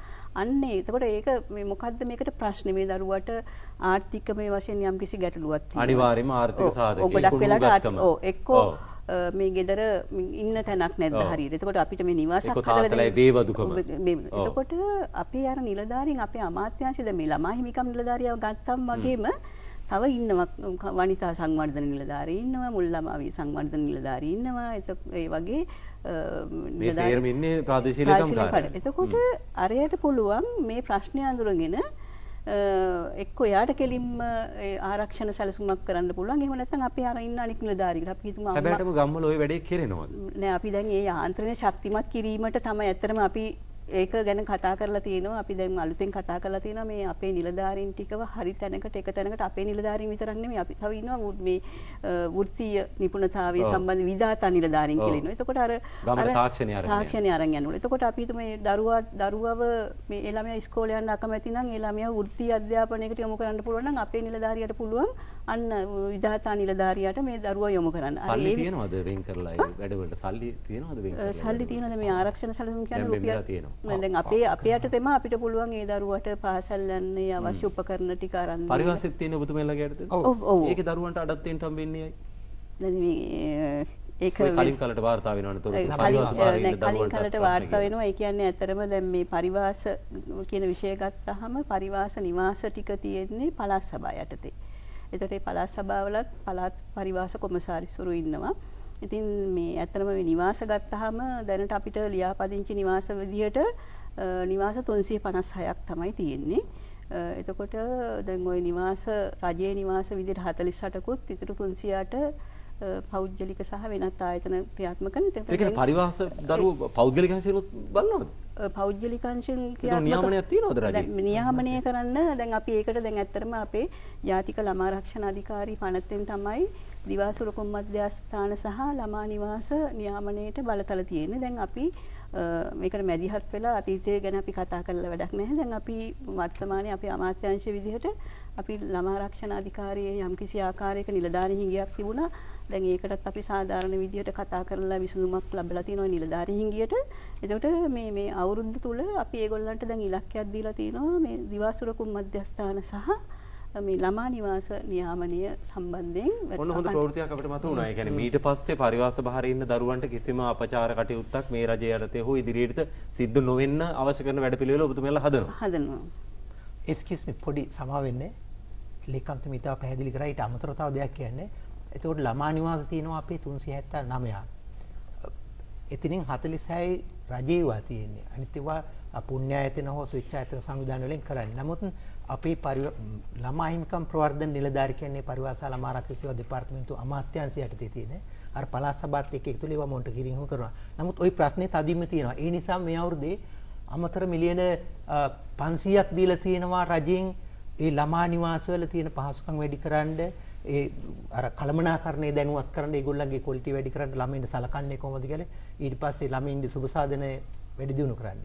ඊටත් අමතරව තව දීලා තියෙනවා. නේද ලේකම්තුමා තව මිලියන 1000ක් දීලා තියෙනවා. දැන් ඊට අමතරව මේ අයවැයෙන් මිලියන 1000ක් වෙන් කරලා තියෙනවා. කියන්නේ ඇත්තටම මේ අයවැයෙන් විශේෂයෙන්ම ඔය සහතිකලත් පාසල් වල සහ මේ ළමා නිවාස වල ඉන්න දරුවෝ සම්බන්ධයෙන් විශේෂ අවධානයක් යොමු කරලා තියෙනවා. සල්ලි වලින් ආරක්ෂාව තහවුරු කරන්න පුළුවන් කියලාද කියන්නේ? නෑ නෑ සල්ලි වලින් නෙමෙයි. කියන්නේ ඔය කියන තත්ත්වයේ තියෙන්නේ දරුවන්ගේ ආරක්ෂාව සම්බන්ධයෙන් අවශ්‍ය අටිතල පහසුකම් සංවර්ධනය කිරීමට සහ ඒ දරුවන්ගේ අනාගතය සුරක්ෂිත කරන්න යම්කිසි මුදලක් ඉතිරි කරන්න බැංකු ගිණුමක සහ අන්න ඒ කියන තත්ත්වය වඩා හොඳ. මොකද අපි ඇත්තටම අපි ලෝක පිළිගත් සම්මතය වගේම අපෙත් තියෙන්නේ දරුවෙකුට ආරක්ෂිත තැන මේ නිවාසය නෙමෙයි. එයාගේ පවුල. එතකොට දැන් ওই පරිවාසගත ළමා දරුවෝ 2024 දෙසැම්බර් 31 වෙනකොට 9191ක් කියන සංඛ්‍යාවක් තමයි වාර්තා වෙලා තියෙන්නේ. ওই දරුවන්ගෙන් 75%කට වැඩි ප්‍රමාණයකට එක්කෝ අම්මයි තාත්තයි දෙන්නම ඉන්නවා. එහෙම නැත්නම් අම්මා හෝ තාත්තා ඉන්නවා. එහෙම නැත්නම් බාරකාරයෙක් ඉන්නවා. ඒ ඉද්දිත් තමයි අර පරිවාස භාරේ ඉන්නේ. ඉන්නේ මේ කියන්නේ අනාථ සහ අත්හල දරුවෝ විදිහට ඉන්නේ 120ක් විතර වගේ ප්‍රමාණයක් තමයි. ඉතින් අපේ මූලික සැලසුම මේ නිවාසවල ළමයි ගොඩ ගහ ගන්න එක නෙමෙයි. අපිට ඕනේ මේ සංඛ්‍යාව වැඩි කරලා අපේ performance අපි ඉස්සරහට ගිහිල්ලා කියලා පෙන්වන්න බෑ. අපි බලන්න ඕනේ මේ දරුවා පුළුවන් තරම් ඉක්මනට පවුල තුළ සුරක්ෂිත කරන්න. දැන් මේ නියෝජ්‍යමතුමා ඕකේ ගැඹුරටම ගිහිල්ලා බැලුවාම ওই ළමයින්ගේ ප්‍රශ්නේ ගත්තට පස්සේ ඒ ළමයි හැදෙන්නේ දෙමව්පියන්ගේ වැඩිහිටියන්ගේ දේවල් දිහා බලාගෙන. දැන් ඔය ෆ්ලැට් වෙන්න පුළුවන්. මේ ෆ්ලැට් වල උදාහරණයක් ගමුකෝ. මේ ළමයි තමයි ඔත්තු බලන්නේ සමහර මත්ද්‍රව්‍ය වලට ඒ ගනුදෙනු කරුවෝ සිද්ධ වෙනකොට ඔත්තු බලලා මේ කටයුතු සිද්ධ කරන්නේ. කවදාවත් මේ සමාජ අපචාර වලින් මේ ළමයි වැඩිහිටි වියට ආවට පස්සේ ගලව ගන්න බැරි ප්‍රශ්නයක් තියෙනවා. මේ පැල්පත් ආශ්‍රිත කතාවක් කිව්වේ. ග්‍රාමීය මට්ටමට ගියත් ඒ දෙමව්පියන්ගේ බේබදුකම වෙන්න පුළුවන්, නූගත්කම වෙන්න පුළුවන් විජය කිව්වා වගේ. මේ වගේ ප්‍රශ්න ඇතුලේ මේවම දකිමින් මේ හොද මඩේ දානවා වගේ මේ ළමයින්ගේ ප්‍රශ්න ඇතුලේ මේක ඇතුලේම තියෙනවා. ඔබතුමා වෛද්‍යවරයෙක්. මේ නියෝජ්‍යමතිවරයෙකුට අමතරව මේ ප්‍රශ්නේ ගලව ගන්න මොකද්ද තියෙන විසඳුම මේ රජයට මේ අමාත්‍යාංශයට? ඒක තමයි දැන් ඉස්සෙල්ලත් අපි සාකච්ඡා කරේ මේකම තමයි. ළමයි විතරක් අපිට අරගෙන මේ ප්‍රශ්නේ විසඳන්න බෑ. සමාජයක් විදිහට බිඳ වැටලා සම්පූර්ණයෙන්ම ඒක තමයි මේ ගැටලුව පැන තියෙන්නේ. ඒකින්ද සමාජයක් විදිහට මේ පරිවර්තනය කරගන්නේ නැතුව අපිට ළමයි විතරක් ගොඩනගන්න පුළුවන් තැනක නෙමෙයි. ඔබතුමා කියපු විදිහට ඇත්තටම ළමයි අහන දකින පරිසරය ඇතුලේ තමයි උන් ගොඩ නැගෙන්නේ. එතකොට උන් දකින පරිසරය ඇතුලේ උන් ආශ්‍රය කරන පරිසරය ඇතුලේ හැදෙන පරිසරය ඇතුලේ ප්‍රශ්න ගොඩක් තියෙනවා. දකින මද්ද්‍රව්‍ය භාවිතය, සමහරවිට ගෘහස්ත ප්‍රචණ්ඩත්වය, ගෙදර ඇවිල්ලා අම්මට පහර දෙන එක තාත්තානේ. මේ වගේ ගැටලු ප්‍රමාණයක් ගොඩක් තැන්වල තියෙනවා. ඒවා අතර ගොඩ නැගෙන දරුවා අර වගේ තැනකට පත් වෙන එක සම්බන්ධයෙන් අපිට පුදුමයක් නැහැ. මේක සමාජයක් විදිහටම සංවර්ධනයේ ඉතාමත්ම වැදගත් කාරණාවක් නේද? ඒක දැකලා අපි ඒක තමයි ඒක සම්පූර්ණ වෙනස් කරන්න තමයි රජයක් විදිහට මැදිහත් වෙන්නේ. ඒක තමයි මම කියන්නේ අර ක්ලීන් ශ්‍රී ලංකා කියන ව්‍යාපෘතිය ඇතුළේ උනත් මේ කොටස් තුනම අන්තර්ගත කරලා ඉවරලා තමයි වැඩපිළිවෙල ක්‍රියාත්මක වෙන්නේ. ඒතකොට අපිට මේක මම කියන්නේ මේක අපිට මේ කෙටි කාලයක් ඇතුළේ මේක වෙනස් කරන්න පුළුවන් කියලා. අපිට යම් කාල සීමාවක් ගත වෙයි මේක වෙනස් කරන්න. ඒ අතරතුර හැබැයි අපිට ලොකු වගකීමක් තියෙනවා අපේ අමාත්‍යාංශ විදියට එවැනි පීඩනයටපත් වෙන දරුවෝ ටික ගොඩනගෙන අර ආයතන ප්‍රමාණයක් තියෙනවා අපේ රටේ. කිව්වා වගේ 379ක් තියෙනවා ළමා නිවාස. ඊට පස්සේ මේක ඇතුලේ 47ක් විතරයි රජයේ මගින් පවත්වාගෙන. අනිත් ඔක්කොම පෞද්ගලික අංශයෙන් තමයි කරගෙන විවිධ ආයතන මගින්. මේ වගේ ඇතුළත් ඔබ කිව්වා වගේ අර විවිධ ගැටලු පහුගිය කාලේ අපිට අහන්න දකින්න ලැබුණා. මේ ආයතන තියෙන දරුවන් බලා ගන්නවට ඒ ඇතුළේ පවා ප්‍රශ්න ඇති වෙච්ච තැන් තියෙනවා. මේකට එක පැත්තකින් හේතුවක් තමයි මේ භෞතික සහ මානව සම්පතේ ගැටලු තියෙනවා. මේවට මැදිහත් වෙනවා. මේක ටිකක් දියුණු කරන්න, වැඩි දියුණු කරන්න අපි අර කිව්වා වගේ විශාල නියාමනය කරන්න. ඒකට අවශ්‍ය භෞතික සහ මානව සම්පත ගොඩනගන්න විශාල මුදලක් අපි වෙන් කරලා තියෙනවා. ඒත් එක්කම අර අධිකරණ හරහා දැන් ගැටලුවට පත් වෙන දරුවෝ ඔය රැඳවුම් නිවාස වලට ගත වුණාට පස්සේ අධිකරණයට රැගෙන එන එක සම්බන්ධයෙන් ප්‍රශ්න ප්‍රමාණයක් තිබුණා. ඒතර ගොඩක් වෙලාවට අර වැඩිහිටි අපරාධකරුවන් එක්ක එකම බස් රථවල තමයි මේ දරුවෝ ටික දාගෙන ඉන්න අධිකරණ ක්‍රියාවලියට තමයි. එතනත් ලොකු ගැටලුවක්. ඒකින්ද අපි ඇත්තටම රජ විද්‍යාල මෙවර අයවෙන් මිලියන 250ක් වෙන් කරලා තියෙනවා මේ සියලුම පළාත් වලට අඩුම තරමේ වාහන දෙකවත් මේ දරුවන් හිතකාමී විදිහට අධිකරණයට අරයන් ආපහු රැඳුම් මධ්‍යස්ථානට අරයන් වෙනම ප්‍රවාහනයක් සපයන්නේ පවා අපි පැත්තනොත් අපි හිතලා තියෙනවා. තාම හොඳයි එමතුමානේ කෙටි විරාමයක් ගන්නත් ඕනේ. ඊට ඉස්සෙල්ලා ඔබතුමා පුළුවන් නම් අග්‍රාමාත්‍යතුමිය එක්ක ජනාධිපතිතුමා එක්ක සාකච්ඡා කරලා මේකට උත්තරයක් ගන්න. ඒකට හේතුව දැන් මම ඔබෙන් ඇහුවොත් එහෙම ඔබ වෛද්‍යවරයෙක් දැන් නියෝජ්‍ය අමාත්‍යවරයෙක් පාසල මොකද්ද කියලා කියන්න එපා. මට හිතෙනවා මේ ප්‍රශ්නේම වැරදි කියලා. ඒ කියන්නේ දැන් අවුරුදු 50ට 70 ගිය අයත් ඉස්කෝලේ කොහෙද කියලා අහනවා. ලංකාවේ පාසල් 10000ක් විතර තියෙනවා. ජනප්‍රිය පාසල් 30ක් 40ක් විතර තියෙනවා. ඒ පාසලකට ගියොත් තමයි එයා තමයි හොඳම කෙනා. ඇයි අනිත් පාසල් වලට මොකද වෙලා තියෙන්නේ? එහෙම පාසල් වලින් දරුවෝ වෙන් වෙනවා. පාසල් වලින් දරුවෝ කොම් වෙනවා. ශිෂ්‍යත්ව පාස් වෙච්ච දරුවන්ගේ ෆොටෝ ටික එකතු කරලා ගහනවා කටවුට් එකක්. අනිත් දරුවෝ දක්ෂ නැද්ද? සාමාන්‍ය පොළොස්සස් පෙළ ඉහළම ප්‍රතිඵල ගත්ත දරුවන්ගේ ෆොටෝ එක විදුහල් පෙතුමා ගහනවා ඉස්සරහා. අනිත් දරුවන්ට මානසිකව මොකද වෙන්නේ? මෙන්න මේ මානසික පීඩනය මේ පාසලේ නම අහලා දරන පීඩනේ මේවා ඇමතුමා දැන් වෙනස් කරන්න කාලේ නෙමෙයිද? අනිවාර්යයෙන්ම අපේ අධ්‍යාපනයම සම්පූර්ණ වෙනස් වෙන්න ඕන තැනක තියෙනවා. ඔබ කිව්වාගේ රටක ජනප්‍රිය සහ ජනප්‍රිය නොවන පාසල් කියලා දෙකක් තියෙනවා. බෑ. ජාතික පාසල් තියෙනවා. එතකොට අනිත් පාසල් විජාතික පාසල් දෙක. ඒ ගැටලුව ලොකුවටම තියෙනවා. මේක ඇත්තටම මේ දේශපාලන තීන්දුව හරහා අධ්‍යාපනය ඇතුලේ ලොකු විෂමතාවයක් ගොඩ නැගුණා. කාලයක් තිස්සේ ගොඩ නැගිලා ජනප්‍රිය කියලා පාසල් ප්‍රමාණයක් ගොඩ නැගුණා. ජනප්‍රිය නොවන කියලා පාසල් ප්‍රමාණයක් ගොඩ නැගුණා. ඊට පස්සේ ශිෂ්‍යත්ව කියලා එකක් අරගෙන ආවර ජනප්‍රිය නොවන පාසලෙන් ජනප්‍රිය පාසලට යන පාලමක් හදලා. ඒක ඇතුලේ තාපහු දරුවෝ පීඩාවටපත් වෙලා තියෙන ශිෂ්‍යත්වය. හරි දෙන්න ශිෂ්‍යත්වයක් දෙන්න ඕනේ විභාගේ ෆේල් වෙච්ච දරුවන්ට. වෙන ඉස්කෝලේකට ගිහලා ඉගෙන ගන්න. ඒතකොට අධ්‍යාපනය කියන එක අපි ඇත්තටම විශේෂ මැදිහත්වීම අපේ රටේ කරන්න ඕනේ. මෙවර ආය වෙනොත් විශාල මුදලක් වෙන් කරලා තියෙනවා අධ්‍යාපනය වෙනුවෙන්. අපි මේ අවුරුදු 5 යනකොට ඔය තියෙන විෂමතාවය පුළුවන් තරම් දුරට මේක තුරන් කරන්න අපි උත්සාහ කරනවා. ඉස්සෙල්ලා අර කතා කරපු කාරණේ වෘත්තීය අධ්‍යාපනය සම්බන්ධිත. ඒක අපි අධ්‍යාපන ප්‍රතිසංස්කරණ ප්‍රමාණයක් කරන්න දැන් තීන්දුව කරමින් ඉන්නවා. 9 වසර වගේදී කාලෙදී දරුවගේ විවේකතාවය අඳුන ගන්න විභාගයක් තියන. ඊට පස්සේ දෙමව්පියෝ ගුරුවරු සහ දරුවත් එක්ක කතා කළේ දරුවගේ මාවත තීරණය කරන්න. පහේ ශිෂ්‍යත්වයට මොකද කරන්නේ? පහේ ශිෂ්‍යත්වය අනිවාර්යයෙන්ම අපිට ඒක නීතිමය වශයෙන් ගෙනල්ලා අපිට ඒක මේ මොහොතේ අහෝසි කරන්න බෑ. අග්‍රාමාත්‍යතුමිය කලින් යෝජනා කරලා තිබුණා අපි ආවොත් ඒක අනිවාර්යයෙන්ම අපි ඒ වෙනුවට ආදේශ ශිෂ්‍යත්වයක් ආදේශ විභාගයක් తాවකාලිකව තියන්න. හැබැයි ඉදිරියේදී මෙවැනි ශිෂ්‍යත්වයක් මෙවැනි මේ විභාගයක් අවශ්‍ය නැහැ කියන තැන තමයි අපි ඉන්නේ. හැබැයි මේ මොහොතේ අපි කිව්වොත් එimhe ශිෂ්‍යත්වය අහෝසි කරනවා කියලා තන ලොකු ගැටලුවක් වෙනවා. දැන් මේ මොහොත වෙනකොට අර වෙන්නේ පාසල් දෙකොටසකට රටේ පද්ධතිය බෙදලා තියෙනවා. ජනප්‍රිය නොවන සහ ජනප්‍රිය පාසල් කියලා. අපි ඔක හරියටම මේක විසඳන්න නම් අර තියෙන පාසල් පද්ධතිය සම්පූර්ණයෙන්ම එක තැනකට ගෙනෙන්න ඕනේ. එතනට ගෙන්න එක මම හිතන්නේ මේ හරි සරලයි. රාජකීය විද්‍යාල දාමු රට වටේම. විශාඛා විද්‍යාල දාමු රට වටේම. සෑහෙන කාලයක් යනවා අපි එතනට ගේන්න. මම ඉස්සෙල්ලාම මතු කරපු දේ තමයි 9 වසරේදී වගේ අපි විභාගයක් තියන්න අපේ අධ්‍යාපන අමාත්‍යාංශයෙන් මේ දවස්වල අපි සාකච්ඡාවක් කරමින් යනවා. එතනදී දරුවගේ මාවත තෝරගන්න. සමහර දරුවෙකුට හැමෝටම වෛද්‍යවරයෙක් වෙන්නත් බෑ, හැමෝටම ඉංජිනේරුවෙක් වෙන්නත් බෑ. ඒතර ඔබට විභවතාවයක් තියෙනවා. විභවතාවනට යන පාර තෝරගන්න 9 වසරේදී වගේ විභාගයක් තියලා එක්ක වෘත්ති අධ්‍යාපනයට යනවා, නැත්නම් දිගටම අධ්‍යාපන දිගේ විශ්වවිද්‍යාල අධ්‍යාපනයට ගිහිල්ලා ඉදිරියට යනවා කියන එක ගැන අවබෝධයක් ගන්න. ඒක තේරුම් ගන්න විභාගයක් තියන්න බලාපොරොත්තු වෙන. එතනදී අපේ බලාපොරොත්තු තමයි අවුරුදු 16ක් වයසට එනකොට O level වගේ විභාගයක් කරලා එළියට යන දරුවෙක් අනිවාර්යයෙන්ම යම් වෘත්තීය සුදුසුකමක් සහිතව NVQ 3-4 level එකේවත් නේ. එහෙම හැකියාවක් සහිතව එළියට යන දරුවෙක් බිහි කරන එක. අද වෙන දේ තමයි O level වලින් හැලෙන ඔක්කොම ඊට පස්සේ එයා කට්ටියට පාරක් නැහැ, මාවතක් නැහැ. ඊට පස්සේ වුන් තමයි තෝරගන්නේ කොහෙටද නැක 3 wheel එකක් දුවනවා නැත්නම් IT පැත්තේ මොනවාරි කෝස් එකක් කරනවද මොනවද කියලා ඊට පස්සේ වුන් තමයි තෝරගන්නේ. හැබැයි අපි අධ්‍යාපනය හැදෙන්න ඕන අවුරුදු 16 සම්පූර්ණ වෙනකොට සාමාන්‍ය පෙළ වගේ විභාගයක් ලියලා එළියට යනකොට ඔහුට යම්කිසි හැකියාවක් තියෙන වෘත්තීය පැත්තෙන් ඉදිරියට යන හැකියාවක් තියෙන දරුවෙක් ඉදිරියට යන්න පුළුවන් පරිසරයක් අධ්‍යාපනය ඇතුලේ ගොඩනගෙන්න ඕන. දැන් ඔය අධ්‍යාපනය ගැන කියද්දි මට මතක් වුණේ මේ සෞඛ්‍ය ඔබතුමාගේ හිතපු ශාස්ත්‍රය.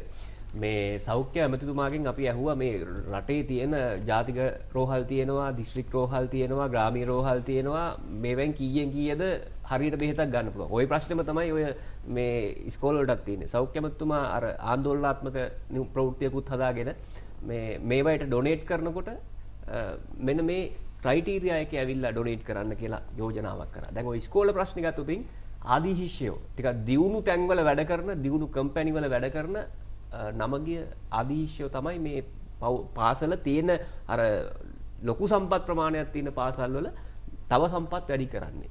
දැන් එතකොට ඒ අයට ළමා කටයුතු බාර ඇමතිවරයා විදියට යෝජනාවක් කරන්න සූදානම් නැද්ද? අර සමගාමී අමාත්‍යවරයා සෞඛ්‍ය අමාත්‍යවරයා විදියට මේ තමන්ගේ පාසලම තියෙන පාසලම පෝෂණය කරනව වෙනුවට ඒකෙන් තව පෝෂිත පාසලක් කරනවා වගේ මොකක් හරි එහෙම වැඩපිළිවෙලක් අධ්‍යාපන ඇමතිතුමියත් එක්ක කතා කරලා එහෙම යෝජනාවකට ගියොත් මොකද වෙන්නේ? අපිට ඇත්තටම අපිට අපේ අමාත්‍යාංශයේ විදිහට විතරක් ඒකට උත්තරයක් දෙන්න බෑ. මොකද පාසල් පද්ධතිය සම්පූර්ණයෙන්ම අධ්‍යාපන අමාත්‍යාංශයට සම්බන්ධ. මේ බලන් ඉන්න ආදීශය ඕන ඉන්නේ කුමන හෝ පාසලක. ඒ එවැනි දියුණු මට්ටමක ඉන්නවා නම් ඒ අයට මොකද්ද කරන්න තියෙන යෝජනාව?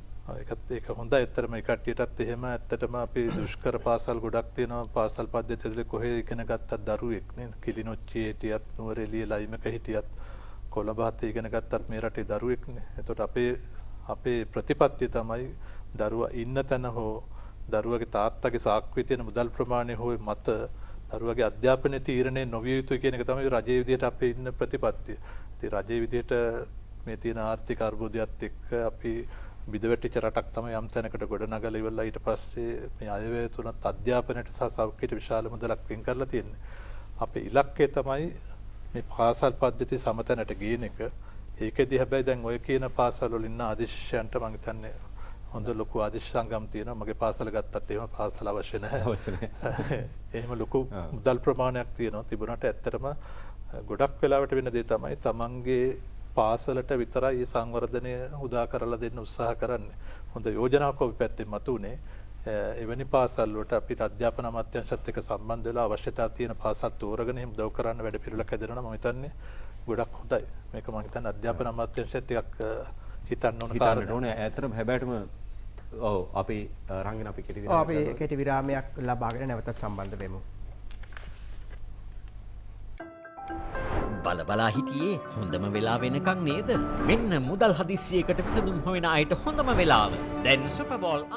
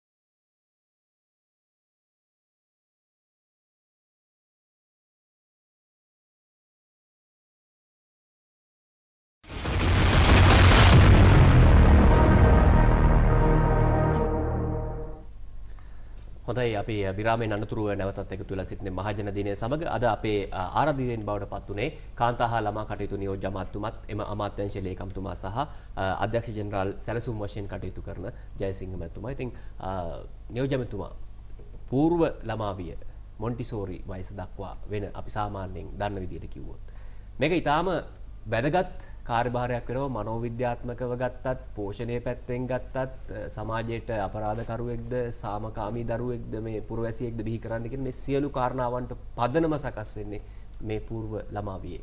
මොකක්ද ඒ වයසේ දරුවෝ සකස් කරන්න තියෙන වැඩපිළිවෙල? අපේ අමාත්‍යාංශයට සම්බන්ධ මුල් ළමාවිය සංවර්ධන ලේකම් කාර්යාලය කියලා ආයතනයක් වෙනම තියෙනවා. මේ හරහා තමයි పూర్ව ළමාවිය සංවර්ධනය සම්බන්ධ නියාමන කටයුතු සිද්ධ වෙන්නේ.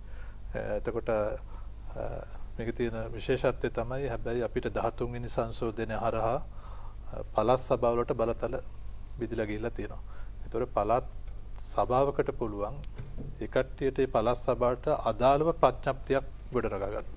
කියන්නේ ප්‍රඥප්තියක් කියන්නේ අපි මධ්‍යම ආණ්ඩුවෙන් ගත්තොත් අනපනත් සම්මත කරන වගේ ප්‍රඥප්තිය තමයි අපි පළාත් සභාවේ ක්‍රියාත්මක වෙන ප්‍රඥප්තියක් ඒ කට්ටියට සම්මත කරගන්න පුළුවන්. ඒ පළාත් සභාවට අදාළව කොහොමද పూర్ව ළමයි සංවර්ධන සම්බන්ධ ඒ කට්ටිය මැදිහත් වෙන්නේ කියලා. ඒ ප්‍රඥප්තිය මධ්‍යම රජයේ නියාමනයට ලක් වෙන්නේ නැහැ. ඒක තමයි ගැටලුව තියෙන. මෙතන පළාත් සභා නමයට වෙනම ප්‍රඥප්ති නමයක් තියෙනවා. එතකොට වෙනම එකක පිහිටවලා තියෙනවා මේ පළාත් සභාව ඇතුලේ పూర్ව ළමයි සංවර්ධන සම්බන්ධයෙන්. එතකොට ඒක නියාමන කටයුතු මූලිකව සිද්ධ වෙන්නේ පළාත් සභාව හරහා. හැබැයි අපිට වගකීමක් තියෙනවා ජාතික මට්ටමේ මේකට මැදිහත් වෙන්න. හැබැයි අර ස්ථාන තැනකට මේ බල කේන්ද්‍ර දෙකක් යටතේ මේක ක්‍රියාත්මක වෙනින්ද පොඩි ගැටලු ප්‍රමාණයක් ගොඩනැගිලක් තියෙනවා. ඒ කියන්නේ සමහර ප්‍රඥප්තිවල අවුල් සහගත තත්ත්වයන් තියෙනවා. දැන් අපි සමහර තැන්වල එහෙම අඳුනගත්තේ ඒවා තියෙනවා. අපිට දැන් උත්සාහය තියෙන ඇත්තටම අපි පොදු තැනකට මේක අරගෙන එන්න. මොකද අධ්‍යාපනය කියන එක අපි ජාතික වැඩපිළිවෙලක් ඇතුලේ ක්‍රියාත්මක වෙන්න ඕන. අධ්‍යාපනයේ සමාහිතය සියලුම දරුවන්ට ලැබෙන්න ඕන. ඒකින්ද අර වෙනස්කම් තියෙන ටික අපි අඳුනගෙන ඒවා එක තැනකට එතුමා දැන් ඔය නිර්දේශයක් විෂය නිර්දේශයක් ඕනේ නැහැනේ పూర్ව ළමාවිය සංවර්ධනයේටයි අසුහුරු අත්දැකීම් නේද? ඇඟිලි තුඩේ යම් දේවල් ඒවා පළාතෙන් පළාතට ක්‍රියාකාරකම් වෙනස් වුණාට කමන්නේ නැහැ. ඔබ කියන්නේ ඊට වඩා බරපතල තත්ත්වයක්. නෑ පොදු තැනකට අපි අරගන්න වෙනවා.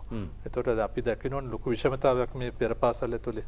පෙර පාසලකින් අපි බලාපොරොත්තු වෙන්නේ නැහැ අකුරු ලියන්න තියෙන හැකියාව. කවදාවත් නැහැ. ඔව්. හැබැයි සමහර පෙර පාසල් වල උගන්වනවා. අකුරු දෙමාපියොත් බලාපොරොත්තු වෙනවා. පෙර පාසල් හොඳයි කියලා කට්ටිය නිර්ණය කරන්නේ මේකේ අකුරු උගන්වන නිසා. දෙමාපියන්ට උගන්වලා ඉන්න වෙනවා ඉස්සර වෙලා. ඒක තමයි. ඒ ප්‍රශ්නේ තියෙන ලොකුවටම. එතකොට මේක නියාමනයක් අනිවාර්යෙන් වෙන්න ඕන.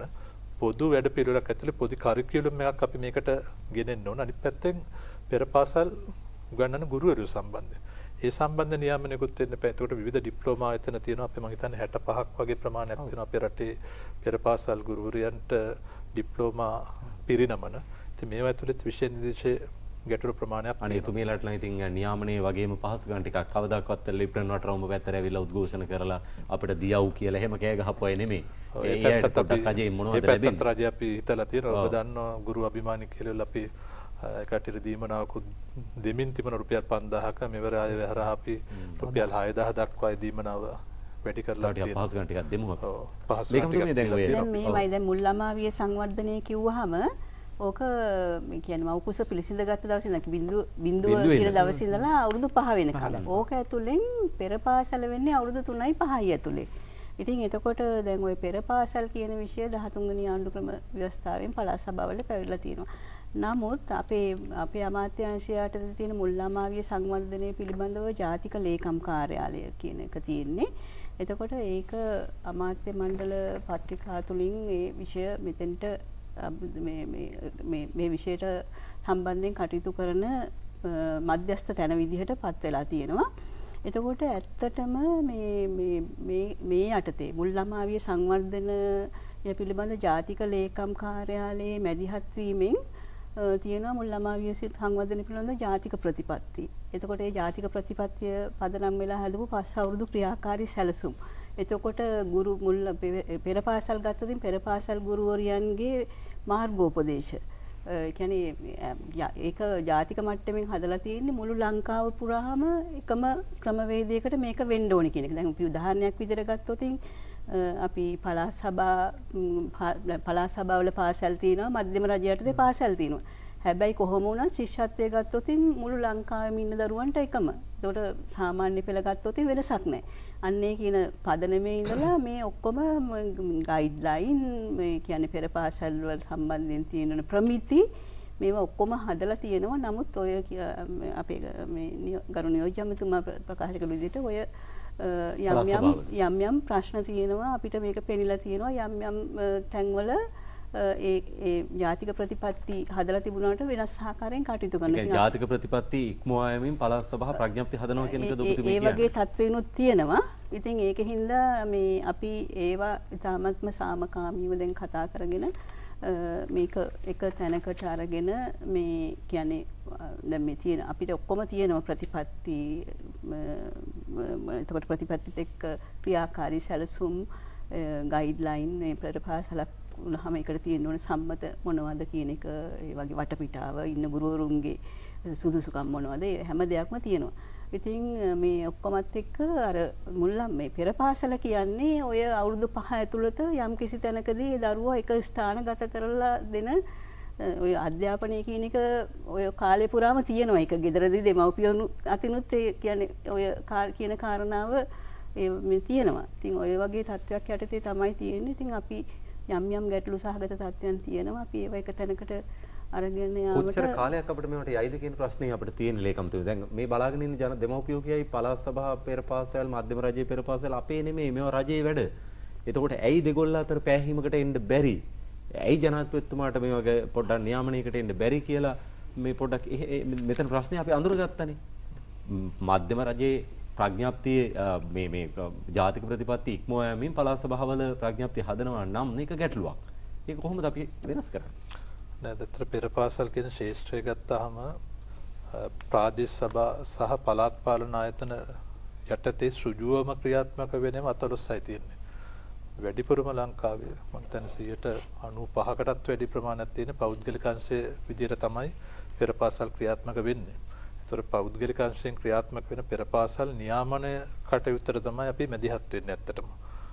රජයේ විදිහට මැදිහත් වෙන්නේ. ඒතකොට ඒකේ තියෙන අඩුපාඩු ටික අපි ගොඩක් ඒවා අඳුනගෙන තියෙනවා. අර කියන විදිහට අර කරිකියුලම් එකේ තියෙන ප්‍රශ්න, ඊට පස්සේ ගුරුවරයන්ගේ තියෙන ප්‍රශ්න, සුදුසුකම් වල තියෙන ප්‍රශ්න, ඊට පස්සේ ගුරුවරුන් පුහුණු කිරීමේ ආයතන වල තියෙන ප්‍රශ්න ටික අපි අඳුනගෙන තියෙනවා.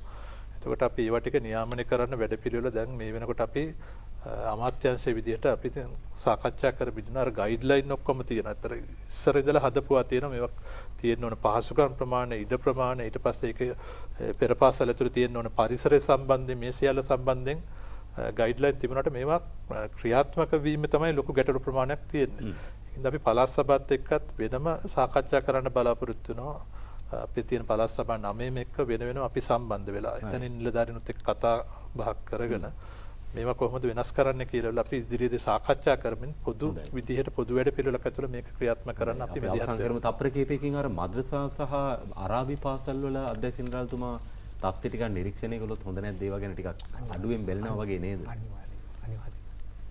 මොකද ඒ තොරතුරු අධ්‍යාපන අමාත්‍යාංශයෙන් හරි පාලනය වෙන්නේ නැහැ. එන්නේ නැහැ. කිසිම තැනක එන්නේ නැහැ. ඒවා රහසිගතව වගේ යන්නේ අපේ වෙන භාෂාව ගැන කතා කරනවා. ඒත් දරුවෝ. ඒගොල්ලන් සමහරට අවස්ථා නැති වෙන බාහිර විෂයන් ඉගෙන ගන්න වෙන විදිහට සැලසුම් වෙන්න ඕනේ ඒවා හදන්න වෙනස් කරන්න. ඔව්. මොකද දැන් ඔය ආගම හා සංස්කෘතිය සම්බන්ධ නැතැම් දේවල් වලට අපි ගිහපම පොඩ්ඩක් ප්‍රශ්නයක් තියෙන පාර්ලිමේන්තුවට ගෙනිච්චා. හැබැයි දැන් තත්ත්වය වෙනස්. ආන්න ඒකයි. දැන් තත්ත්වය ඊට වඩා වෙනස්. අපිට පුරු අවස්ථාව වෙනවා ඒ ගැන කෙරෙයි නේද? අනිවාර්යයෙන්. හොඳයි. එහෙමනම් අපිට තව දවසක මුණ ගැහිලා කතා කරන්න හුඟක් දේවල් ඉතිරි වෙලා තියෙනවා. අපි නැවත හමු වෙනවා. බොහොම ස්තුතියි අද මේ කාන්තාව සහ ළමා කටයුතු අපේ නියෝජ්‍ය අමාත්‍යතුමා වෛද්‍ය නාමල් සුදර්ශන මහත්මයා අපි නැවත හමු වෙමු. බොහොම ස්තුතියි ඔබතුමාට. ඒ වගේම අපේ අමාත්‍යාංශයේ ලේකම්තුමිය KDR ඕල්ගා මහත්මිය බොහොම ස්තුතියි. ආයෙත් වගේම අවුරුදු 20 ගානක අධ්‍යක්ෂකින් තියෙන GPS ජයසිංහ අපේ අමාත්‍යාංශයේ අධ්‍යක්ෂ ජෙනරාල් සැලසුම් බොහොම ස්තුතියි ඔබතුමාට. දිනංග අපි අවසන් කරමු. ඔව් පැය දෙකකට ආසන්න කාලයක් අපි කතා කරේ මේ රටේ කාන්තාව ඒ වගේම ළමුන් කොයි ආකාරයෙන්ද සුරක්ෂිත කරන්න කියන එක එක්තරා ආකාරයකින් රටේ පොදු නිර්ණායකයක් මිම්මක් බවට පත් වෙනවා. කාන්තාව කොයිතරම් තැනක ඉන්නවද, ළමයා කොයිතරම් තැනක ඉන්නවද, ඒ රට මොන තැන තියෙනවද කියන එකේ මිම්මක් බවටත් පත් වෙන නිසා අපි මේ දෙහෝරාව වෙන් කරේ කාන්තාවන් සහ ළමයින් පිළිබඳ විශේෂයෙන් කතා කරන්න. ඉතින් අදට අපි සමුගන්නට සූදානම් වෙන්නේ රංගන. ඔව් එහෙමනම් අපි අදට මහජන දිනේ සමුගන්නවා. නැවතත් හමුවන්නේ එළඹෙන බදාදා රාත්‍රී 10ටයි. සුබ රාත්‍රියක්. ඔස්ට්‍රේලියාවට නීති විරෝධීව බෝට්ටුවෙන් සංක්‍රමණය වීමට ඔබට කිසිදු අවස්ථාවක් නැහැ. ලොවක් දිහා බලන්නේ ලොවම ලස්සන කරන්නේ විශ්වයම ගැන